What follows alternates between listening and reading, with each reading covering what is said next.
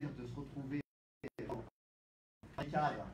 dans des cas de mobilisation, et il y en a qui se profilent à très court terme. On vous donnera un calendrier de manière à ce que vous ne repartiez pas complètement comme vous êtes arrivé, c'est-à-dire qu'on va user les baskets dans cette période où on doit partager la dinde à un certain moment. On va expliquer que c'est un petit peu compliqué et qu'il va falloir qu'on serre un petit peu les coudes. Voilà, ça c'est la première des choses. Et puis, il y a aussi des bonnes nouvelles, on peut se retrouver dans un lieu comme ça, qui est un lieu alternatif, où on peut échanger et poser la réflexion, parce que, rejoignons-nous, mais sans aucun doute PEPS, c'est d'abord des cadres dynamiques qui estiment qu'ils ne sont pas des avant-gardes de quoi que ce soit. Par contre, il y a l'idée que dans l'ère du temps, il y a besoin, évidemment, de se rejoindre dans un ensemble de combats qui puissent nous unir tactiquement, stratégiquement, discuter ensemble et bien d'objectifs communs. Voilà, donc Slim, si tu veux bien venir, voilà, pas de problème. Tu es là, voilà, on n'applaudit pas, mais bienvenue. On vient à peine de commencer et on t'a présenté juste avant. Il n'y a pas de souci, tu es venu en vélo. Donc tu n'auras même pas, on va dire que tu es venu en vélo pour avoir un bon bilan carbone. Donc, voilà, donc je commence pas, je suis écolo depuis un paquet de temps. Et donc, rejoignons-nous, c'est d'abord un cadre qui estime qu'il y a besoin, évidemment, à partir des différents mouvements de résistance, eh bien, de se coller, parfois même se frotter les uns les autres pour pouvoir dégager des pistes de réflexion et d'action. Donc, c'est un mouvement politique qui n'a pas beaucoup de prétention, simplement d'exister, en estimant qu'on a beaucoup plus à partager en réalité. Et donc, c'est quelque chose qui s'inscrit dans la durée. On verra bien toute cette histoire-là nous-mêmes. Je vais donner la parole à Patrick pour dire quelques mots de PEPS, que tu puisses présenter PEPS rapidement. Et puis on va rentrer dans le cœur du sujet, puisque malgré tout ce qui nous réunit ici, c'est la question du racisme structurel, sous toutes ses formes. Et on y revient dans l'instant avec, entre guillemets, nos invités. À toi, Patrick. Oui, alors nous aussi on est un peu sans prétention. Ça fait 2 ans qu'on existe, le mouvement PEPS, pour une écologie populaire et sociale.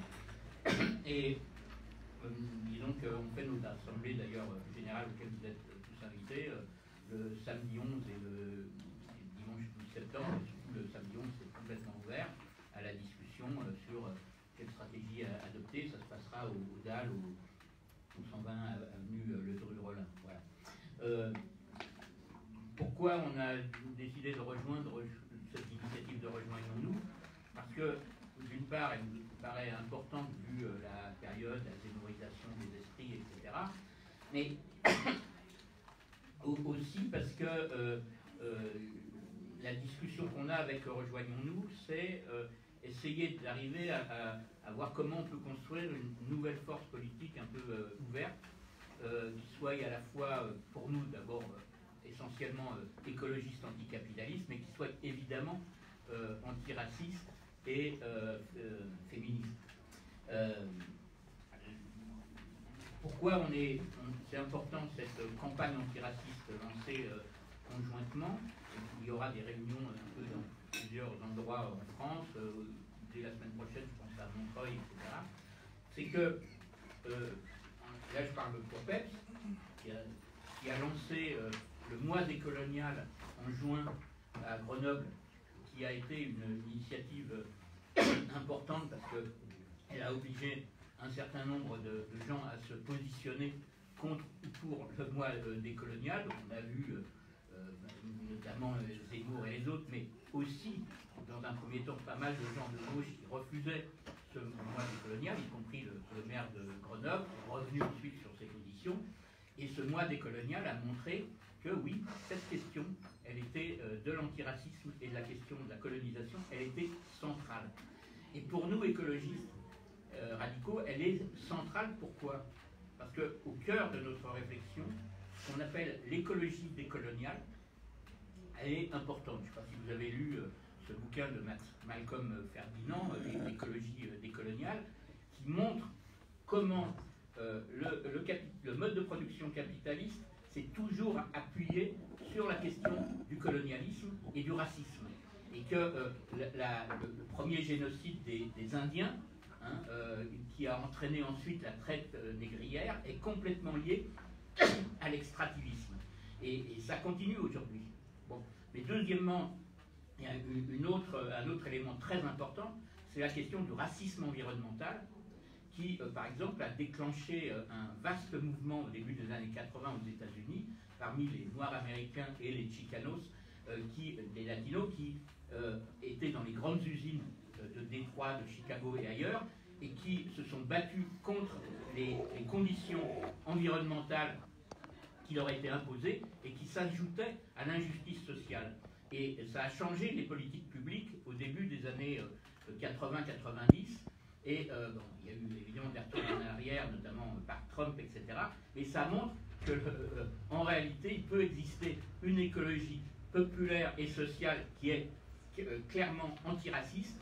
Et pour nous, c'est extrêmement important. Et d'ailleurs, dans l'histoire française, y compris, par exemple, les ouvriers de Pénaroya en Lyon, en 71, ont les premiers dénoncé le scandale du plomb, quoi. Voilà.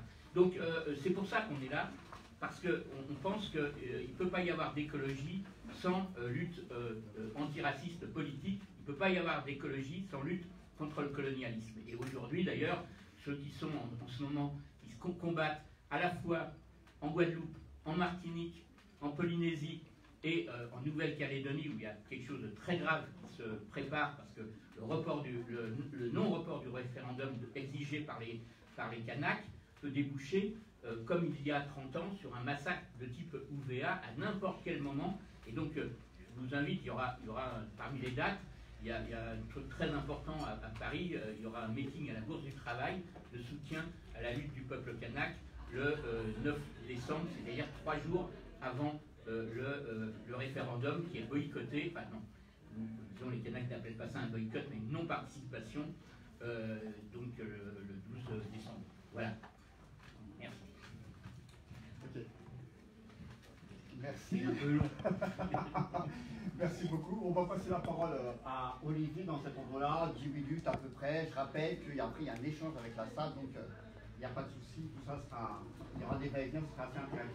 Olivier, c'est à toi. Merci pour l'invitation. Je vais juste ajouter quelques précisions sur la présentation qui a été faite de ma personne. Certes, je suis politologue, mais plus exactement universitaire. Et par ailleurs engagé, comme on dit aujourd'hui, dans un certain nombre d'actions citoyennes, comme si le terme de militant était devenu un gros mot. Et par ailleurs, ça a à voir avec, évidemment, le thème de cette réunion. Omar Slaouti et moi-même avons publié et dirigé un ouvrage qui s'appelle Racisme de France au pluriel, auquel ont participé de nombreuses autrices et auteurs, dont Ida Assad, qui est dans la salle et qui a donné une contribution sur la question de l'islamophobie. Je ne vais pas m'étendre plus longtemps, simplement dire les raisons de cet ouvrage, qui, hélas, est toujours, j'allais dire plus que jamais, sinistrement d'actualité. Les raisons étaient, d'une part, un effet de conjoncture au moment où il a été décidé, mais une conjoncture sur laquelle j'y reviendrai, qui était moins grave que celle que nous connaissons aujourd'hui. Conjoncture gouvernementale, conjoncture également liée aux droites dites de gouvernement et parlementaires, mais aussi conjoncture relative aux gauches politiques, syndicales et associatives, dans la mesure où la faiblesse, ou les faiblesses de l'antiracisme politique sont aussi liées à des divergences d'analyse, des divergences théoriques, et donc aussi des divergences politiques et pratiques au sein des gauches politiques, syndicales et associatives, sur toute une série de thèmes particulièrement saillants. J'y reviendrai. Relativement à la situation actuelle, nous sommes, le nous étant évidemment un nous collectif, nous sommes confrontés d'une part à une offensive gouvernementale qui, de mon point de vue et de notre point de vue, confirme les analyses qui ont été faites et qui, dans certains cas, ont été jugées outrancières sur l'avènement d'une islamophobie d'État. Je pense en particulier, bien sûr, à ce qui a commencé par être nommé loi sur le séparatisme. Je suppose que les communicants affairés de l'Élysée ont fini par faire entendre à ceux qui ont rédigé le projet de loi qu'il fallait changer le nom de la loi, parce qu'en bonne communication politique, il vaut mieux dire les choses positivement que négativement, et qu'à persévérer dans la qualification de cette loi séparatisme, ils allaient faire entendre un peu trop clairement quel était effectivement l'objectif de la loi, c'est-à-dire, bien sûr, s'en prendre plus spécifiquement aux musulmans ou réputés tels, et à celles et ceux qui s'étaient constitués pour défendre et lutter contre l'islamophobie par l'intermédiaire et en mettant en place un certain nombre d'associations. D'où le nom, le changement de nom, rebaptisé, bien sûr, c'est infiniment plus beau. Ça permet d'articuler ça avec les beautés sublimes de la République. la défense, la loi pour la défense des principes républicains, évidemment. Islamophobie d'État qui, me semble-t-il, est parfaitement corroborée aujourd'hui, au moins par deux décisions et deux décrets directement, deux décrets de dissolution, le décret de dissolution contre le CCI dans un premier temps, le second décret de dissolution contre le CRI. J'ai lu l'arrêt du Conseil d'État relatif au décret de dissolution du CCIF. Il est stupéfiant dans la mesure où, à ma connaissance, mais tu m'affirmeras ou confirmeras, je n'ai pas oublié de dire auparavant eu connaissance d'arrêt du Conseil d'État approuvant une dissolution prononcée sur ce tel motif. Le troisième considérant est très clair, et je passe les deux premiers, ils sont, disons, de pure forme. Le troisième justifie, légitime la dissolution du CCIF pour des pures raisons d'opinion. Ce qui est reproché au CCIF et ses dirigeants, ce ne sont pas des actions.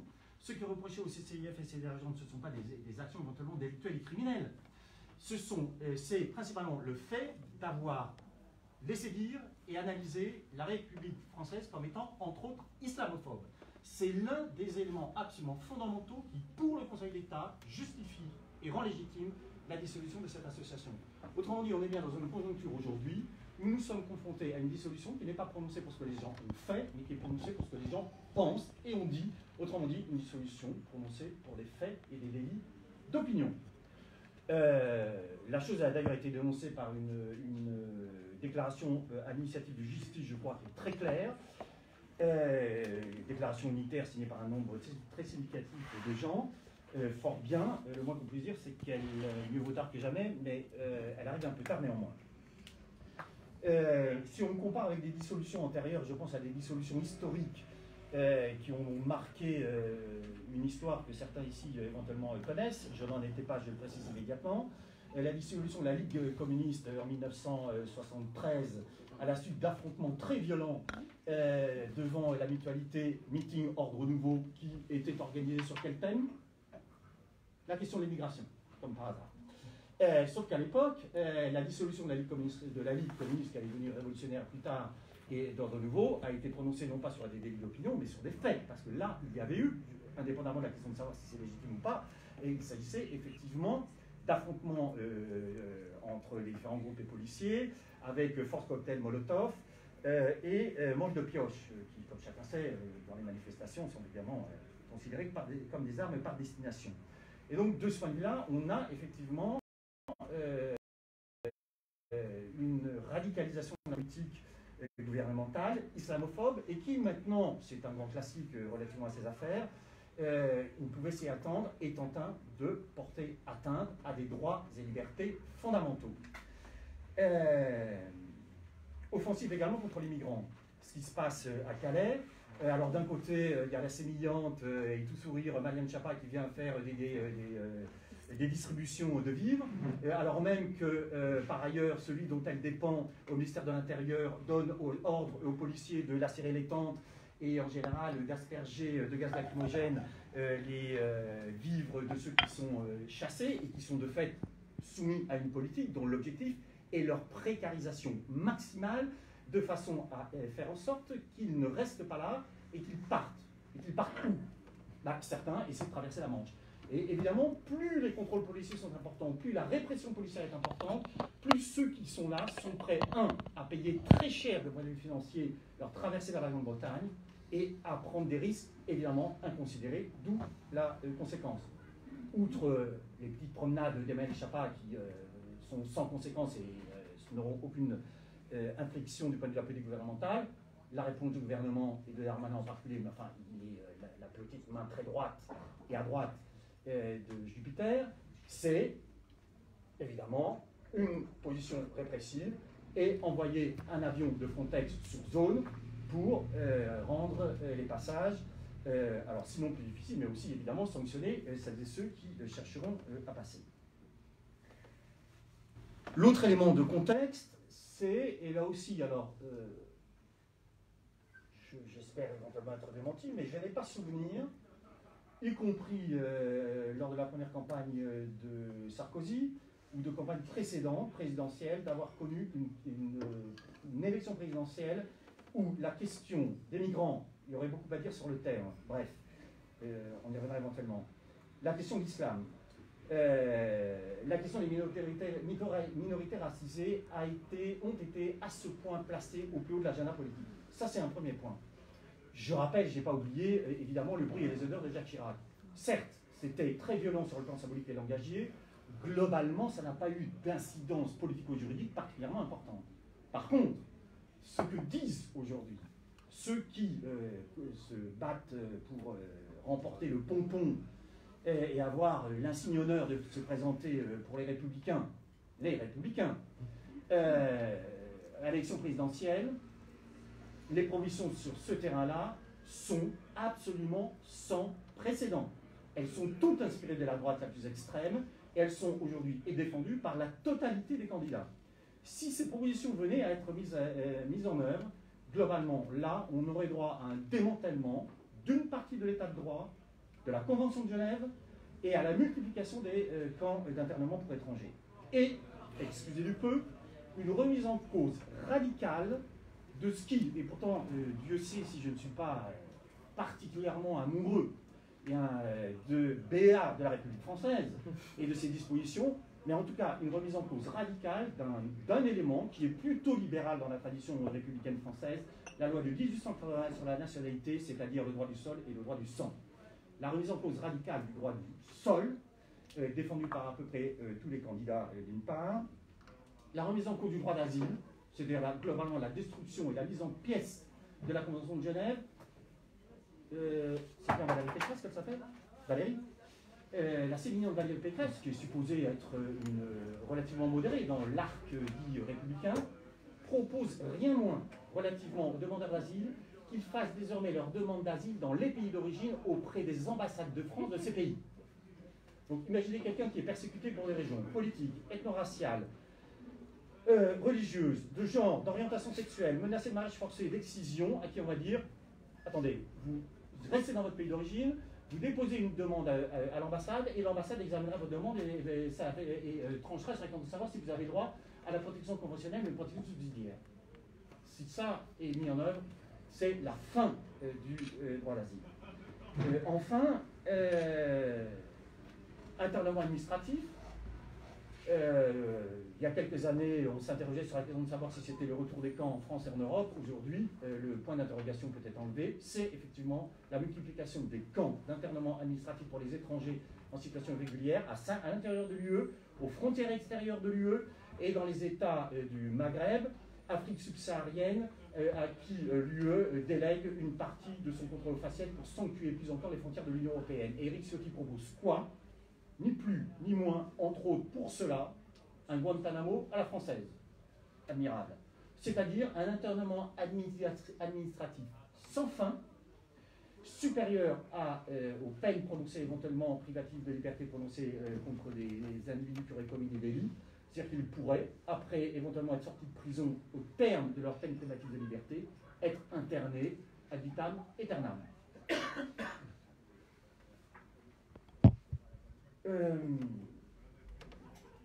De ce point de vue-là, qu'en est-il des gauches politiques? Au plus haut de l'agenda politique pour celles et ceux que j'ai cités, indépendamment d'ailleurs du devenir personnel de Zemmour, qu'il puisse aller jusqu'au bout de sa démarche ou pas, globalement les dégâts ils sont faits, et encore une fois, l'extrême droitisation de la voie parlementaire est jusqu'à présent est en marche, et pour le moment je pense qu'elle sera pour longtemps relativement irréversible. En ce qui concerne les gauches politiques, le moins qu'on puisse dire, c'est que, hormis de temps en temps, ces questions-là, la question des discriminations systémiques, la question du racisme d'État, la question de l'islamophobie d'État, n'est évidemment pas au plus haut de l'agenda politique pour la question des présidentielles. Alors, soit, peut-être pour des raisons d'opportunisme électoral et d'électoralisme à courte vue, j'ai la faiblesse de croire, hélas, que pour un certain nombre d'entre eux, c'est beaucoup plus profond que ça, parce qu'au fond, un certain nombre d'entre eux sont convertis à la grande mythologie nationale républicaine, et au fond considèrent que dès lors que la République est installée, alors il n'y a plus que des racismes et des discriminations résiduelles. Je vais prendre un exemple, je ne vais pas m'acharner sur lui, mais parce qu'il me semble un bon exemple de cette affaire. Jean-Luc Mélenchon, à qui un journaliste de Libération demandait « Est-ce que vous pensez que les institutions sont racistes ?» répondait « Ah non, les institutions peuvent avoir beaucoup de défauts, mais elles n'ont certainement pas celui-là. » Et donc, là aussi, là encore, je crois que nous avons effectivement des divergences significatives qui permettent aussi de comprendre les raisons des faiblesses de l'antiracisme politique sur un certain nombre de points. Sur la question de l'islamophobie, dont à peu près tous les candidats des gauches politiques refusent l'utilisation du terme. C'est le cas de Yannick Jadot, c'est le cas de Fabien Roussel. Sur la question du racisme d'État également, avec y compris des phénomènes de régression tout à fait stupéfiants sur la question des réunions en non-mixité, puisque Fabien Roussel s'est prononcé contre, y compris d'ailleurs contre l'histoire de sa propre organisation politique, puisque les femmes, y compris dans sa propre organisation politique avant, pendant et après 1968, avaient réussi à imposer, c'était un conquis de ces femmes, des réunions non mixtes au sein du Parti communiste. Raison de plus, je crois, effectivement, le nom qui a été donné à cette réunion, c'est antiracisme, campagne permanente, quelque chose comme ça. Et je crois qu'effectivement, eu égard à la situation politique qui est la nôtre, nous devons, indépendamment d'initiatives prises pour protester contre, je crois que nous avons une tâche fondamentale politique qui est d'essayer de multiplier ce genre de réunions à Paris, dans les quartiers populaires, et en région, en sachant que nous allons effectivement, c'est ma conviction, vous pouvez considérer qu'elle est d'un pessimisme radical, et là je crois qu'elle est plutôt fondée sur un réalisme, si possible, aussi éclairé que possible, je crois. Je pense que nous sommes rentrés dans une période où nous allons effectivement nous battre dos au mur pendant très longtemps, et nous allons devoir résister, et une des modalités de la résistance, je crois, c'est effectivement de multiplier ce type d'initiative pour mener, prolonger cette campagne politique d'information sur les thèmes qui nous sont chers. Merci Olivier. Bon écoutez, on va passer en vérité sur le même volet. Il n'y a pas de transition à faire parce qu'en réalité on parle de la même chose. Je tiens à dire que Steve Benachon, moi je l'ai connu, je dis comme ça indirectement parce qu'il a travaillé à Argenteuil sur une action collective qui n'est pas rien, celle des contrôles aux faciès, notamment d'amendes répétées à l'endroit de plusieurs dizaines de jeunes de la cité Champagne. Je parle en plus à côté de quelqu'un d'Argenteuil-Besançon qui connaît bien la ville. Et je vous invite à regarder d'ailleurs ce documentaire de Marc Bach qui s'appelle Illégitime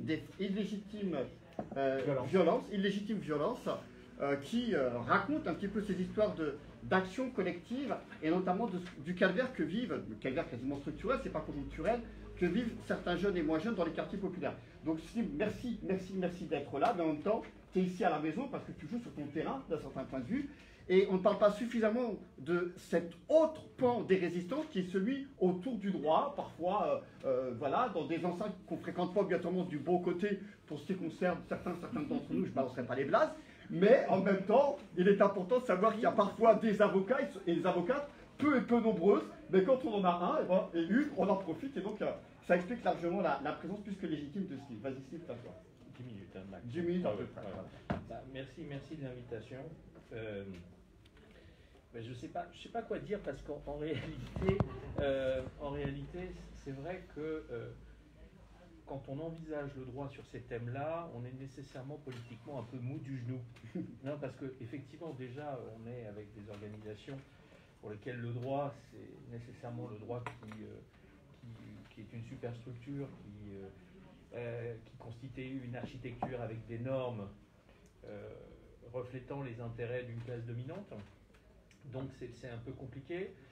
Par ailleurs, on est obligé d'adopter une rhétorique, des écritures qui prennent en considération bien évidemment le droit, mais aussi ceux qui sont censés juger, parce que notre boulot c'est de convaincre, et pas vous cacher, c'est pas enregistré. Que les magistrats, bon, justement, très bien, bon. Diffusé en direct. Merci, merci, j'ai bien fait. Alors, comment le dire, tout ce dont tu as parlé, bien évidemment, le juge est également citoyen et peut avoir quelquefois vivre un hiatus entre ses opinions, ses pensées, son histoire et la norme juridique. Sa vie sociale, quelquefois, surtout en première instance, elle prédomine sur l'application de la règle de droit. Alors, c'est compliqué de passer après toi parce que tu m'as rappelé un truc. Moi, une partie de ma vie, elle est de l'autre côté de l'Atlantique, en droit. Et c'est vrai que le terme républicain, aujourd'hui, que ça soit le parti, enfin déjà le terme, moi je sais que j'ai l'habitude depuis des années d'entendre Et d'ailleurs, je pense que d'un point de vue psychiatrique ou psychanalytique, c'est très intéressant. On a besoin en France d'ajouter républicain ou républicaine après le mot police. Comme si ça ne coulait pas naturellement. Donc la police, elle est nécessairement, elle est républicaine. Voilà. Et je vois aussi que les républicains en France, j'espère qu'ils n'ont pas comme modèle, mais les républicains aux États-Unis aujourd'hui, c'est quelque chose. C'est en termes de basculement de normes et de destruction de processus, de destruction des principes démocratiques et du fonctionnement démocratique, effectivement font peur parce que ce qu'on vit ici, on le vit aussi ailleurs. Alors, le parti pris du juriste, alors, moi je dois vous dire, mon histoire personnelle, elle est quand même très liée à la défense de l'égalité, des principes républicains. Je n'ai pas été un très bon élève, mais j'ai compris certaines choses en France. Moi j'ai eu un peu un choc en 2005, comme beaucoup. En 2005 avec la mort de Ziad Edina, et j'ai décidé de consacrer une partie importante de mon temps de travail à la lutte contre la discrimination, toutes les discriminations. D'ailleurs, je salue tous ceux qui luttent d'un point de vue juridique, j'en connais beaucoup ici. Donc, consacrer du temps à créer ce qu'on appelle, alors ça existe très peu en France, mais des contentieux stratégiques. Des contentieux stratégiques, c'est-à-dire adresser une problématique politique à travers le droit, d'essayer de gagner d'un point de vue juridique, et puis si on ne gagne pas, au moins que le thème abordé serve de tribune ou de catalyseur. Alors il y a deux types, hein, quand on parle du thème de ce soir, d'un point de vue juridique, on a un distinguo malheureusement, puisqu'on distingue le racisme et la discrimination raciale. Le racisme, c'est surtout la loi de 1881, c'est surtout Zemmour, c'est la diffamation, l'injure, la provocation à la haine raciale. Puis il y a une autre dimension qui est le droit de la non-discrimination, l'égalité. Le premier pan, je ne vais pas en parler, on en débattra peut-être, mais il est très compliqué, hein, parce qu'il y a la liberté d'expression. Et j'ai l'impression que tous nos politiques, il y a un très bon article du Monde là sur la bienveillance de nos élites à l'égard de Zemmour ce matin, c'est vrai que tout le monde considère que la liberté d'expression nous permet de dire n'importe quoi. Or, il se trouve que la Convention européenne, tous les textes fondateurs sur la lutte contre le racisme après la Seconde Guerre mondiale, disent que bien évidemment il y a une limite. Alors, on ne va pas en tôle parce qu'on dit des choses horribles, mais au moins on peut être condamné. Hein, on peut être condamné. Donc ça, on en parlera peut-être. Moi, mon expérience la plus marquante au service de la cause, c'est bien évidemment les problématiques de contrôle au faciès. Et je vais vous donner un petit peu, parce que je vous le dis, c'est vrai que c'est un peu mou du genou, le droit, mais on s'aperçoit que c'est un truc qui marche. Hein, parce que sur la discrimination raciale et sur le racisme, il y a une particularité en France, tu avais fait référence en creux, c'est qu'il n'y a pas de politique publique. Hein, vous verrez, elles sont assez insatisfaisantes, mais il y a une politique publique sur la discrimination sexuelle. Alors, ça manque sur les violences sexistes et sexuelles, mais il y a quelque chose sur les personnes handicapées également, mais la discrimination raciale, on voit bien qu'on est dans une impasse en France, pour plein de raisons politiques qu'on pourra évoquer. Et donc, le droit vient en tout cas dire quelque chose. Alors, le contentieux stratégique, effectivement, il y en a plusieurs, mais le premier, c'est sur les contrôles au faciès. L'intérêt de faire du droit, quand même, c'est d'interroger les structures. Je ne vais pas rentrer dans le détail de la stratégie, mais au lieu d'attaquer des policiers, on a attaqué l'État, très rapidement. Et le truc qui est très chouette avec la procédure judiciaire, c'est que, vous savez, ça enclenche ce qu'on appelle une procédure contradictoire. C'est-à-dire que là, on n'a pas, vous savez, quand on attaque l'État, sur le plan médiatique, c'est assez impressionnant, mais moi j'ai fait quelques talk-shows, j'ai arrêté, parce que qui j'avais en face de moi, jamais un représentant de l'État, c'est-à-dire du ministère de l'Intérieur que j'attaquais, mais j'avais des syndicalistes. Enfin, il y en a plein ici qui voient ce que je veux dire, d'un point de vue professionnel. C'est comme si j'attaque Carrefour, et il y a la CGT salarié qui vient défendre l'employeur. Donc sur le plan médiatique, c'était pas une bonne chose. En revanche, sur le plan judiciaire, c'est assez extraordinaire parce que vous mettez à nu en réalité l'État. L'État, il y a eu une grande cérémonie, paraît-il, hier. Paraît-il que les grands principes sont une réalité sociale en France. Et ben, je peux vous assurer que quand on fait des contrôles aux faciès, quand on attaque l'État, ben on ne s'attend pas à avoir une réponse de, pardonnez-moi, mais de l'épicier du coin pour se défendre au prud'homme. C'est-à-dire de la mauvaise foi, des omissions, des choses comme ça. Non, l'État, lui, a dit dans les fameux dossiers sur les contrôles aux faciès, dans un premier temps, accrochez-vous, les principes d'égalité et de non-discrimination ne s'appliquent pas au contrôle d'identité. On pourra en parler, mais dans la hiérarchie des normes, l'article 78.2 qui permet les contrôles d'identité de façon très très large, bien doit respecter les grands principes. Hein. Il se trouve que là, le principe d'égalité et de non-discrimination, il est tout en haut de l'édifice républicain, c'est l'article 1er de la Constitution de 58, et puis il y a toutes les normes internationales. Dans un deuxième temps, on pourra aussi en parler. Là, il y a eu une bataille dont on a été informé tellement la ministre de la Justice de l'époque avait honte. C'est qu'une fois qu'on a gagné, elle a convaincu Hollande de ne pas faire, le président donc, de ne pas faire un pourvoi en cassation. Valls, devenant Premier ministre, mettant le dossier dans la balance, pourvoi en cassation. Alors on était furieux puisqu'on avait gagné à la cour d'appel, donc l'État avait été condamné pour discrimination raciale. En réalité, je crois qu'aujourd'hui, on peut remercier Valls, puisque la décision a été confirmée à la Cour de cassation, et ça devient donc une décision très importante, puisque c'est la plus haute juridiction, la Cour suprême de l'ordre judiciaire, qui a condamné l'État français. Comme autre contentieux, on a fait un contentieux dans le 12e arrondissement de Paris qui a été assez terrible. Là, on s'est intéressé à tout le package du contrôle d'identité, parce qu'en réalité, le contrôle d'identité, ça n'est jamais qu'un contrôle d'identité, c'est des palpations, c'est des fouilles, c'est très souvent des commentaires, et c'est très souvent sur des mineurs. Moi j'ai une fille de 11 ans, elle n'a pas de carte d'identité, elle n'a pas de papier d'identité, mais vous savez, dans certains quartiers, les gamins doivent avoir quelque chose, parce qu'ils sont en danger s'ils ne montrent pas leur papier d'identité ou ont une identification. Et en général, de toute façon, ça ne les exonère pas de violence. Je vous parle de ce contentieux parce qu'il va sortir quelque chose de très chouette. Le défenseur des droits, il y a eu... alors on est obligé de penser un peu de façon cynique, on a eu une super délibération du défenseur des droits, dont vous avez probablement entendu parler, qui est sortie une semaine après la mort de George Floyd et le matin de la manifestation du comité Adama Traoré qui prononçait le gros mot dans le 12e arrondissement de Paris, discrimination systémique et harcèlement discriminatoire par les policiers. Alors, Toubon, bien sûr, a fait un pas de côté parce que tout le monde lui est tombé dessus. Il a dit que ça concernait que le 12e arrondissement de Paris.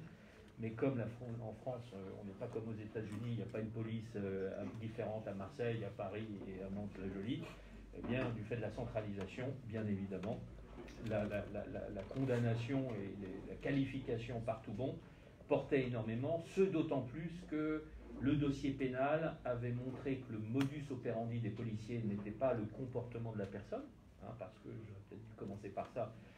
Les contrôles d'identité au faciès, ce sont des contrôles de routine d'après les policiers. C'est des contrôles sans raison auxquels les trois quarts d'entre nous ne sont jamais soumis pendant toute leur vie. Là, en l'espèce, c'est ce qu'on appelle des contrôles de routine, et les policiers parlaient d'indésirables. Enfin, ça, c'est pas dans le code. Voilà, on contrôle les indésirables et on pourra en parler, vous le savez, indésirable, c'est une histoire. Emmanuel Blanchard nous a particulièrement éclairé de cette notion. Voilà, je suis à 10 minutes, je vais terminer par une très bonne nouvelle qu'on a eue tout récemment. Comme on est assez merdique en termes de communication, on n'a pas eu le temps de publiciser l'information, mais elle est assez majeure. C'est un peu les joies du droit et de la stratégie judiciaire. Il y a eu des pourvois en cassation réalisés par Valls sur les dossiers qu'on avait gagnés, mais on a perdu des dossiers. Et nous aussi, on a fait un pourvoi en cassation. Et on priait que la Cour de cassation, très paradoxale, ne nous donne pas raison, c'est-à-dire qu'on perde certains dossiers, pour nous permettre d'aller à Strasbourg, à la Cour européenne des droits de l'homme, avec l'idée de faire exploser la réglementation sur les contrôles d'identité en France. Je suis un peu long, je vais juste terminer en 20 secondes. Les dispositions de l'article 78.2 du Code de procédure pénale permet en gros à tout policier de contrôler sans aucune raison. Vous avez notamment ce qu'on appelle les contrôles préventifs. Il est écrit dans l'article, quel que soit le comportement de la personne, vous pouvez la contrôler. Voilà. Bon, il se trouve que c'est dans cette discrétion, dans cet arbitraire, que le contrôle au faciès se développe. Eh bien, cet article 78.2, si, comme on le pense, eh bien, il fait l'objet d'une condamnation par la CEDH, eh bien, comme la garde à vue, l'État français devra revoir sa copie et probablement indiquer que les contrôles ne doivent pas être discriminatoires. Et je m'aperçois après 12 minutes que j'ai oublié l'essentiel. C'est que nous avons monté, je vois Omer Mascapitolin qui est là, avec tous les militants depuis une dizaine d'années, nous avons monté la première class action, la première action de groupe en janvier dernier, et qui a pour vocation à dire, et c'est la narration judiciaire, on a fait condamner par la Cour de cassation l'État pour contrôle au faciès. Un État démocratique, respectueux de l'État de droit, aurait dû réformer, après cette condamnation, les contrôles d'identité. Il ne l'a pas fait. Et il se trouve que Mme Taubira, qui n'était pas contente après le pourvoi de l'État, et bien quelque part, elle a satisfait à son obligation, puisqu'elle a fait passer dans une loi qui s'appelle la loi Justice 21 la possibilité d'intégration au droit français d'une procédure spéciale qui est l'action de groupe, le class action. Quelques dossiers illustrent la situation de milliers, centaines de milliers ou de millions de personnes. Cette class action est portée par de nombreuses associations, dont celle de Maire Mascapitolin. Je pourrais rentrer dans le détail, mais je ne vais pas le faire, j'ai été trop long. Sachez juste que pour des raisons procédurales, là on va économiser, on ne va pas passer par le tribunal de première instance ni la cour d'appel, on va directement au Conseil d'État. En conclusion, et vraiment la conclusion, l'État est pris entre le marteau et l'enclume, l'action de groupe au niveau national et la CEDH, la Cour européenne des droits de l'homme. Donc on est heureux dans ce contexte assez déplorable, et j'aime l'idée que c'est un peu d'espoir dans tout ce qu'on a entendu. Voilà. Bon, merci Slim. Voilà, on va donner la parole à Mornia, qui, je rappelle, donc, est responsable aussi, présidente même des Panthères des ministères, pour en dire quelques mots, mais qu'on retrouve dans l'ensemble des cadres de mobilisation contre le racisme depuis un paquet de temps, d'un certain point de vue. Et puis, donc, tu peux dire un petit peu ce que tu fais, comment vous travaillez, et puis comment tu perçois, toi, la situation, les coordonnées un petit peu de la période. Voilà. Ok, d'abord, merci de m'avoir invité. Rapidement pour présenter donc notre association qui s'appelle les Panthères des ministères. Elle a été créée il y a quelques années, à peu près 3 ans, suite à une lutte que nous avons menée avec quelques-uns et quelques-unes présentes dans la salle au sein du ministère du Travail pour dénoncer des pratiques discriminatoires liées à l'origine au sein du ministère du Travail. Et nous avons créé cette association parce que nous avons fait le constat, mais le constat qui avait été opéré déjà il y a quelques temps par un certain nombre d'entre nous, que ceux qui sont censés être les alliés dans ces cas-là, et notamment dans le cadre des organisations de travail et des communautés de travail que sont les syndicats, n'étaient pas au rendez-vous. Du coup, nous nous sommes organisés. On n'était pas nombreux. Quelques racisés, mais aussi quelques blancs. Bon, je vais utiliser les mots qui fâchent peut-être ce soir, mais enfin, appelons un chat un chat. Et nous avons porté des revendications avec beaucoup de difficultés et une forte résistance. Des revendications sur les évolutions de carrière, sur les salaires, sur l'ethnicisation du travail, parce que c'était une évidence que dans la fonction publique s'opéraient des mécanismes de discrimination liés à l'origine. Voilà, donc ça c'est pour un peu présenter notre association. Sinon, accessoirement et en 2 mots, moi je suis inspectrice du travail, je suis militante antiraciste, militante syndicale depuis au moins 20 ans, ça c'est sûr, au sein de la CGT. Et je milite aussi au sein de beaucoup d'associations, notamment le Front des Mères, mais également des associations qui sont dans les quartiers populaires. Je suis moi-même issue des quartiers populaires, je vis au sein des quartiers populaires et du coup ça me donne voilà, en tout cas une certaine légitimité, il me semble, pour aborder un certain nombre de questions. D'ailleurs, peut-être une petite touche, comme dirait mon fils, satisfaisante ce soir. Bon, moi j'ai presque 50 ans et je me dis qu'il y a 10 ans, le panel qui est là tout de suite, là, il n'aurait pas été possible parce qu'on est presque en non mixte, à part toi Olivier, et encore je ne connais pas je ne connais pas tes origines, mais enfin partons de ce constat. Et ça c'est plutôt, j'ai envie de dire, la touche positive, c'est que il y a en effet... on va utiliser la terminologie qui est systématiquement utilisée en ce moment, une fascisation en ce moment du discours, une propagande anti-musulman, anti-racisée, portée à la fois par la gauche, la droite, c'est un lapsus révélateur ceci dit, la droite, l'extrême droite, le centre, et en face, en effet, une gauche qui est faible, molle du ventre, pour les raisons certainement qu'évoquait tout à l'heure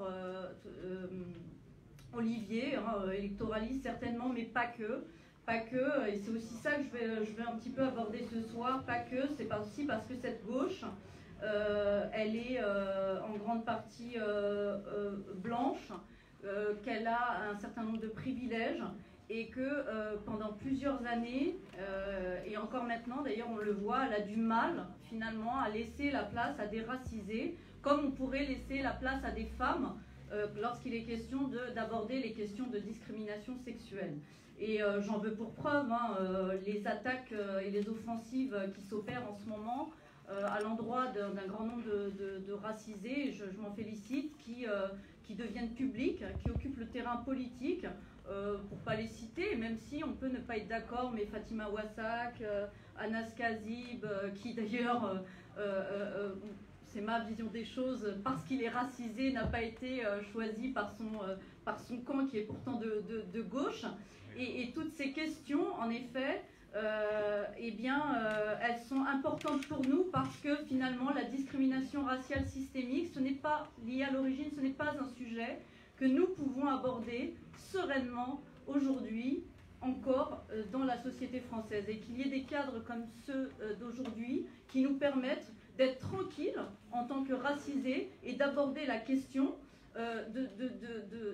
des effets en matière de travail. D'ailleurs, je suis en partie là pour évoquer ces problématiques-là. C'est fondamental. C'est fondamental parce que ça nous permet de continuer à résister, et c'est fondamental aussi parce que ça permet d'irriguer des groupes comme celui qui est là ce soir, de nos idées, de ce que nous vivons, et de ce qui est en réalité démontré institutionnellement depuis des années. Voilà. Alors j'aurais voulu honnêtement vous donner plein de références académiques, parce que c'est ce qu'on me demandait ces dernières années quand il était question d'évoquer finalement ce que c'était la discrimination raciale. Vous parlez du dernier rapport de la DARES qui date d'il y a 2 semaines, qui pour la énième fois explique que les Maghrébins font l'objet de discrimination raciale à l'embauche, avec 31% de chances de moins d'être contactés par des recruteurs que les hexagonaux.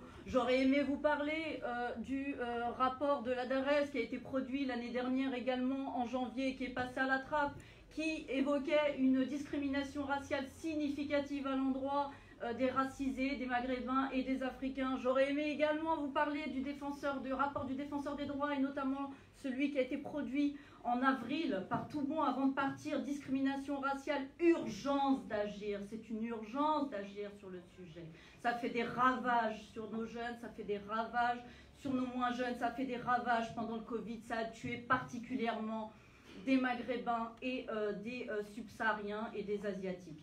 Donc voilà, c'était mon intro, et je pense qu'elle est déjà longue.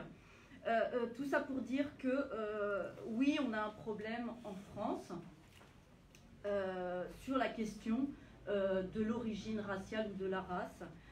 Oui, il y a un problème qui est certainement lié à une culture, à une histoire, la République, l'universalisme, etc., des principes creux, vidés de sens. Une démocratie peut-être, mais qui s'applique qu'à une partie de la population, et notamment celle qui est privilégiée, donc la blanche. et qui ne s'applique pas pour les autres. Donc oui, il y a un système pyramidal où on retrouve la couleur en bas, à la base, et que plus on monte dans la pyramide, moins il y a de couleurs. Donc ça, c'est une évidence. Et la réalité, c'est que de droite comme de gauche, le groupe social, d'une manière générale, le sait, mais qu'il a du mal à s'emparer du sujet parce que ça impacte substantiellement à la fois la communauté, mais à la fois l'individu. Ça veut dire renoncer à son privilège. Ça veut dire accepter le principe que quand on a réussi ses études, finalement, c'est parce qu'on était un privilégié, parce qu'on avait des réseaux là où d'autres ont été privés. Ça veut dire tout ça et ça met dans l'inconfort, oui, ça crée la fragilité, ce qu'on appelle la fragilité blanche, un concept d'ailleurs qui est largement étudié aux États-Unis. Donc oui, moi dans mon expérience, qu'est-ce que je constate? Je constate des personnes qui ont du mal à accéder à l'emploi, qui, lorsqu'elles acceptent à l'emploi, sont assignées à rester à des postes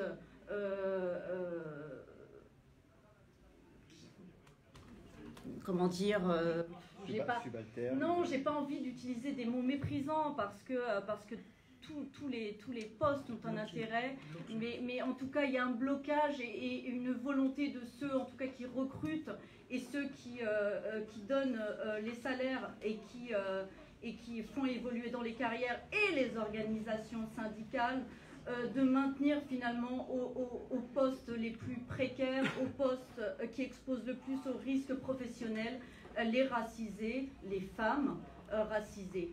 Et là, il y a un angle mort. Il y a un angle mort, on le voit d'ailleurs quand il est question des femmes et des associations qui luttent sur les questions des femmes, alors que c'est une évidence. On voit des femmes noires qui ont des problèmes dans le travail, qui sont exposées à des risques exponentiels, qui sont mal payées. Eh bien non, ces associations, qui sont pourtant dites progressistes, elles ne vont voir que le genre et pas la couleur. Voilà. Et il faudra attendre, finalement, le chantier de Breteuil pour aborder la question de l'intersectionnalité. Je vous dis rapidement ce qu'il en était. C'est un chantier dans lequel exerçaient des travailleurs sans papier. Il y a eu un accident du travail. Et je fais assez court. L'affaire a été portée devant le tribunal des prud'hommes. Et il y a eu une décision qui, et je parle sous le contrôle de l'avocat, qui finalement conclut à une discrimination raciale systémique, un système pyramidal. Voilà, donc ça, on en parle très peu. Il y a eu un rapport du défenseur des droits qui a aidé à cela. Il y a eu une CGT, mais en réalité qui a été poussée, qui a aidé à ce qu'on en arrive à ce jugement, à cette décision. Une CGT qui, je le rappelle quand même, sur l'affaire des Chibani était complètement inexistante, voire offensive contre les Chibani. Et la France, c'est ça en réalité.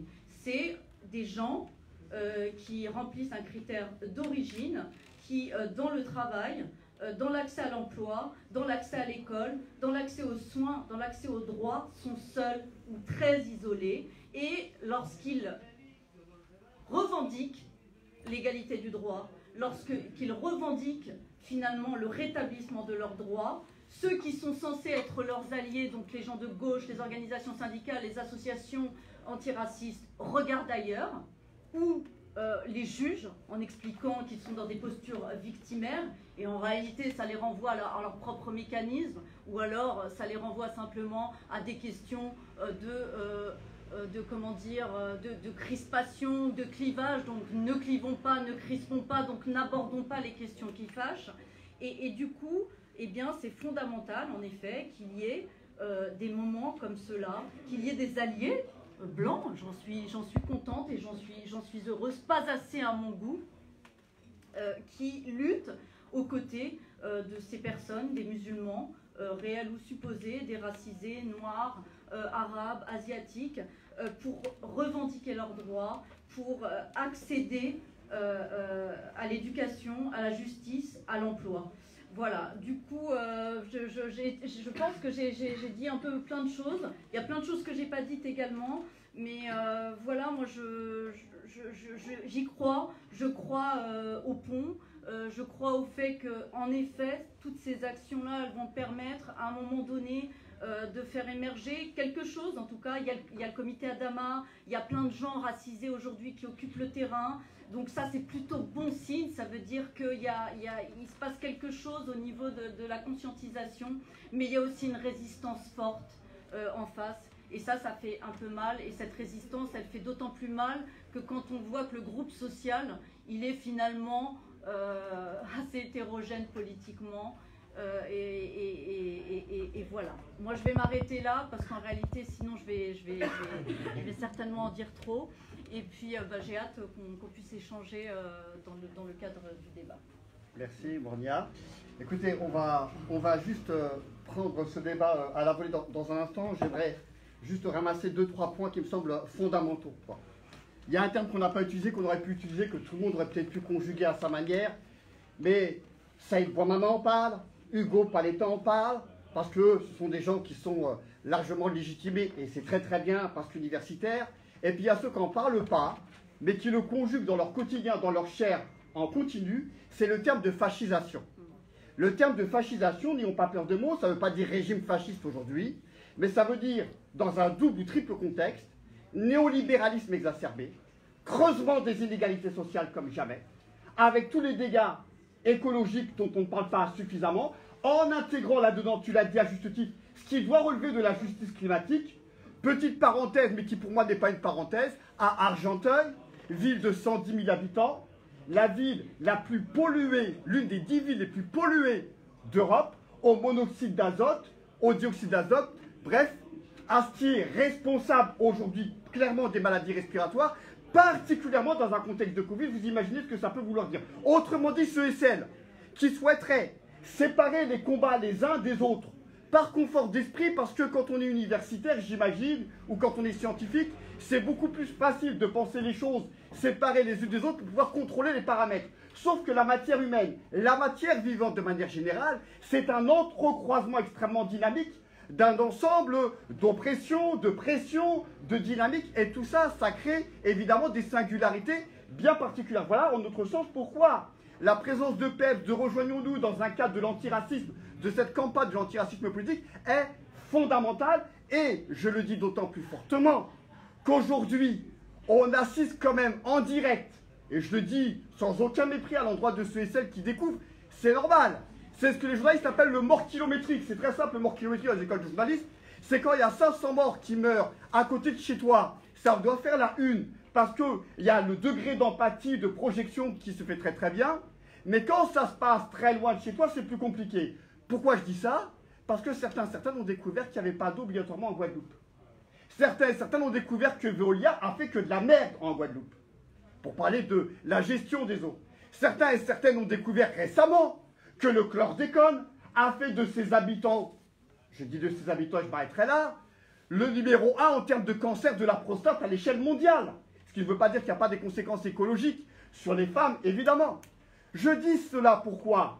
Parce qu'évidemment, nous sommes dans une structuration où la colonisation fait encore ses effets, l'impérialisme fait encore ses effets et néfaste et tous les dégâts qu'on connaît bien, et que cela explique en partie, je clôt sur les outre-mer colonisés, dont d'ailleurs la France insoumise parfois se glorifie que nous soyons la deuxième puissance maritime, ce qui entre nous est particulièrement scandaleux quand on se revendique de l'émancipation des peuples en général. Mais si je clôt ici la parenthèse, c'est pour pouvoir en ouvrir une autre. C'est celle des migrants et des migrations, des migrants et des migrantes et des migrations, qui sont, qu'on s'entende bien, non pas des objets parlés comme on a le droit régulièrement, mais qui sont des sujets parlants, des sujets politiques, des sujets qui disent les désordres du monde, organisés, structurés par un pays comme la France en l'occurrence. Et je n'irai pas plus loin sur les migrants et les migrantes, juste un regard dans le rétroviseur. 1938, les juifs et les juives fuient les dégâts du nazisme, les oppressions, les pogroms dans différents pays. On est en 1938, s'organise alors la conférence d'Évian. Évian, au-delà des accords d'Évian, on ne confondra pas les événements, la conférence d'Évian en 1938 réunit plus de 30 pays, dont une dizaine européens. Et ce qui ressort, alors qu'est-ce qui est à l'ordre du jour, qu'est-ce qui est au menu? C'est que faisons-nous de ceux et celles qui fuient aujourd'hui l'antisémitisme structurel de plusieurs pays? La réponse, elle se décline en 4 points et regardez comment ça résonne. La France en particulier. On ne peut pas les accueillir parce que, économiquement, nous ne pouvons pas les accueillir. On ne peut pas les accueillir parce que la population française n'est pas prête pour les accueillir et que ça risquerait d'augmenter l'antisémitisme, sans dire que déjà, il était plus que prégnant déjà à l'époque dans plusieurs pays européens, dont on rappelle que l'Europe est malgré tout la matrice du racisme. Troisième argument, c'est quand même assez fort. Donc, il y a cette idée même qui consiste à dire du point de vue du modus operandi, puisqu'on ne peut pas les accueillir, etc., c'est de les renvoyer dans d'autres pays volontaires. Ce qui n'est pas très loin des gestions de l'Union européenne, de Frontex, de l'Europe de Schengen précisément, de migrants, je ne sais plus, je crois que c'est Olivier qui en parlait tout à l'heure, cette idée de recaler plus loin, d'externaliser les frontières, les contrôles en frontières, et là, comble du cynisme, c'est de faire en sorte que les demandeurs et les demandeuses du droit d'asile puissent le faire dans un pays qui ne relève en rien d'une protection en quoi que ce soit de leur situation. Alors, au regard de ça, on a évidemment des résonances aujourd'hui, et ce qui ne veut pas dire que, sans préjuger de la fin, mais qu'on est réellement dans une période de fascisation. Le deuxième point, parce qu'on est des sujets largement parlés et pas suffisamment parlants dans la période, c'est ce qui relève des violences policières. Ça a été largement abordé par Slim. Mais c'est heureux, quand il y a oppression, il y a résistance. Tu parlais du collectif Adama, et c'est évidemment un collectif très important, avec d'autres collectifs depuis des dizaines d'années, d'ailleurs, qui luttent contre l'ensemble des violences faites par, la police structurellement raciste. Mais je voudrais juste mettre peut-être une petite lumière sur quelque chose. Si il y a eu la marche pour l'égalité contre le racisme en 83, c'était encore à l'époque une marche où on croyait relativement à une sorte d'égalité républicaine. Il y avait cette idée, on va marcher et mettre la République en face de ses contradictions et faire avancer le droit. Et d'un certain point de vue, il y a eu la carte des 10 ans. Rappelez-vous, c'était quand même les immigrés de première génération, deuxième génération, c'était d'autres immigrés. Aujourd'hui, ce que nous disent les collectifs majoritairement contre les violences policières, ils nous disent, mais c'est bon, l'égalité, on la connaît, elle est dans les textes, a priori, avec toutes les nuances qu'a apporté Slim, c'est-à-dire qu'en fait, quand on regarde y compris ce qui a été décidé au niveau de la Cour de cassation, c'est quand même pas rien, c'est que l'État a été condamné, mais en même temps, on reconnaît une possible territorialisation des contrôles aux faciès. C'est-à-dire que les flics ont droit, c'est écrit noir sur blanc, si vous estimez que dans une zone, il y a un fort potentiel de délinquance, vous avez possibilité de contrôler. Et ça donne un pouvoir discrétionnaire à la police qui peut faire ce qu'elle veut, comme elle l'entend. Avec en plus, regardez comment c'est magnifique, une sorte de prophétie autorégulatrice. Comme ils contrôlent plus les Noirs et les Arabes, a fortiori, ils ont plus de chances de les arrêter, même si toute chose égale par ailleurs, les Noirs et les Arabes devant la justice en prennent plus dans la gueule que les autres, là aussi des études le montrent. Et donc on retrouve en prison, comme dirait Zemmour, plus de Noirs et d'Arabes au regard de ce qu'ils représentent dans la société française, et la boucle est bouclée, ce qui permet de dire aux flics, vous voyez bien, que tendanciellement, pour pas dire par essence, par nature, les Noirs et les Arabes sont des délinquants ou des délinquantes nés. Voilà comment on fabrique en réalité des réalités pour pouvoir continuer dans une sorte de spirale négative, poursuivre des discriminations institutionnelles. Pourquoi je dis ça? Mais un peu pour foutre le bordel. Parce que quand Roussel, Jadot, je ne parle pas de Faure, dont on n'a plus rien à carrer, décide d'aller manifester auprès des syndicats de policiers extrêmes, avec des propos racistes, et pour le coup, excusez-nous, les séparatistes, c'était eux. Écoutez, les discours qui ont été tenus, c'est quand même une dinguerie, c'est une remise en cause des propres institutions républicaines. Nous, on dirait le 10e ici, on aurait une convocation peu de temps après. Ils remettent en cause le fonctionnement de la justice dans ces mécanismes même. Voilà. En étant par ailleurs représentants de l'État à plein d'endroits tout au long de leurs activités. Eh bien, on a des gens de gauche qui y vont et qui nous disent la main sur le cœur, nous on est antiraciste. Mais de quel antiracisme il parle? De cet antiracisme dont on y a parlé, c'est-à-dire un antiracisme moral, non pas qu'il n'y ait pas de morale dans l'antiracisme politique, on s'en fout, mais d'un antiracisme moral qui réduit le racisme à une posture psychologisante, individuelle, qui refuse de voir la dimension dynamique, structurelle dont parle Slim, qui fait la démonstration avec le défenseur de droits et d'autres structures et des militants, que le racisme, c'est pas du tout un problème psychologique. Nous, on n'a pas besoin, en tant qu'Arabes, Noirs, Ziganes, Asiatiques, d'être étendus sur un divan pour qu'on parle de mon père et de ma mère. Tout va bien. D'ailleurs, c'est là peut-être le seul côté où ça va bien.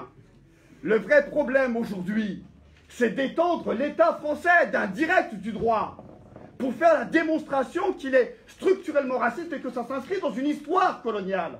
Et évidemment, il ne s'agit pas de dire qu'il n'y a pas de discontinuité dans cette affaire-là. Mais c'est impossible aujourd'hui de comprendre l'islamophobie d'État si on ne comprend pas, si on ne lit pas, si on ne parle pas avec son père, sa mère, son grand-père et sa grand-mère qui vivaient dans un pays musulman, à majorité musulmane.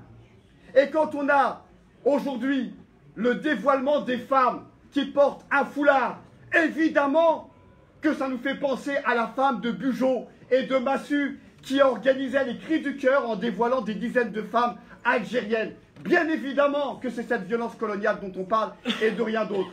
Alors évidemment, l'État nous dit, nous ne sommes pas islamophobes. Parce que Olivier a eu raison de dire, de reprendre comment on justifie la dissolution du CCIF, du CRI par ailleurs. Mais il y a un truc qui est juste une dinguerie. Même si tu n'es pas musulman et musulmane, c'est pas grave. Inch'Allah, tu vas le devenir. Parce qu'il est temps, le grand remplacement, il faut le mettre quand même en modalité d'action. Lisez la charte des principes de l'islam. Déjà, principe, moi je le dis modestement à mes élèves, parce qu'on a des principes en physique. Quand on invoque le principe c'est la fin de la raison. Il y a des choses qui sont observées. Un principe, c'est pas démontrable par définition.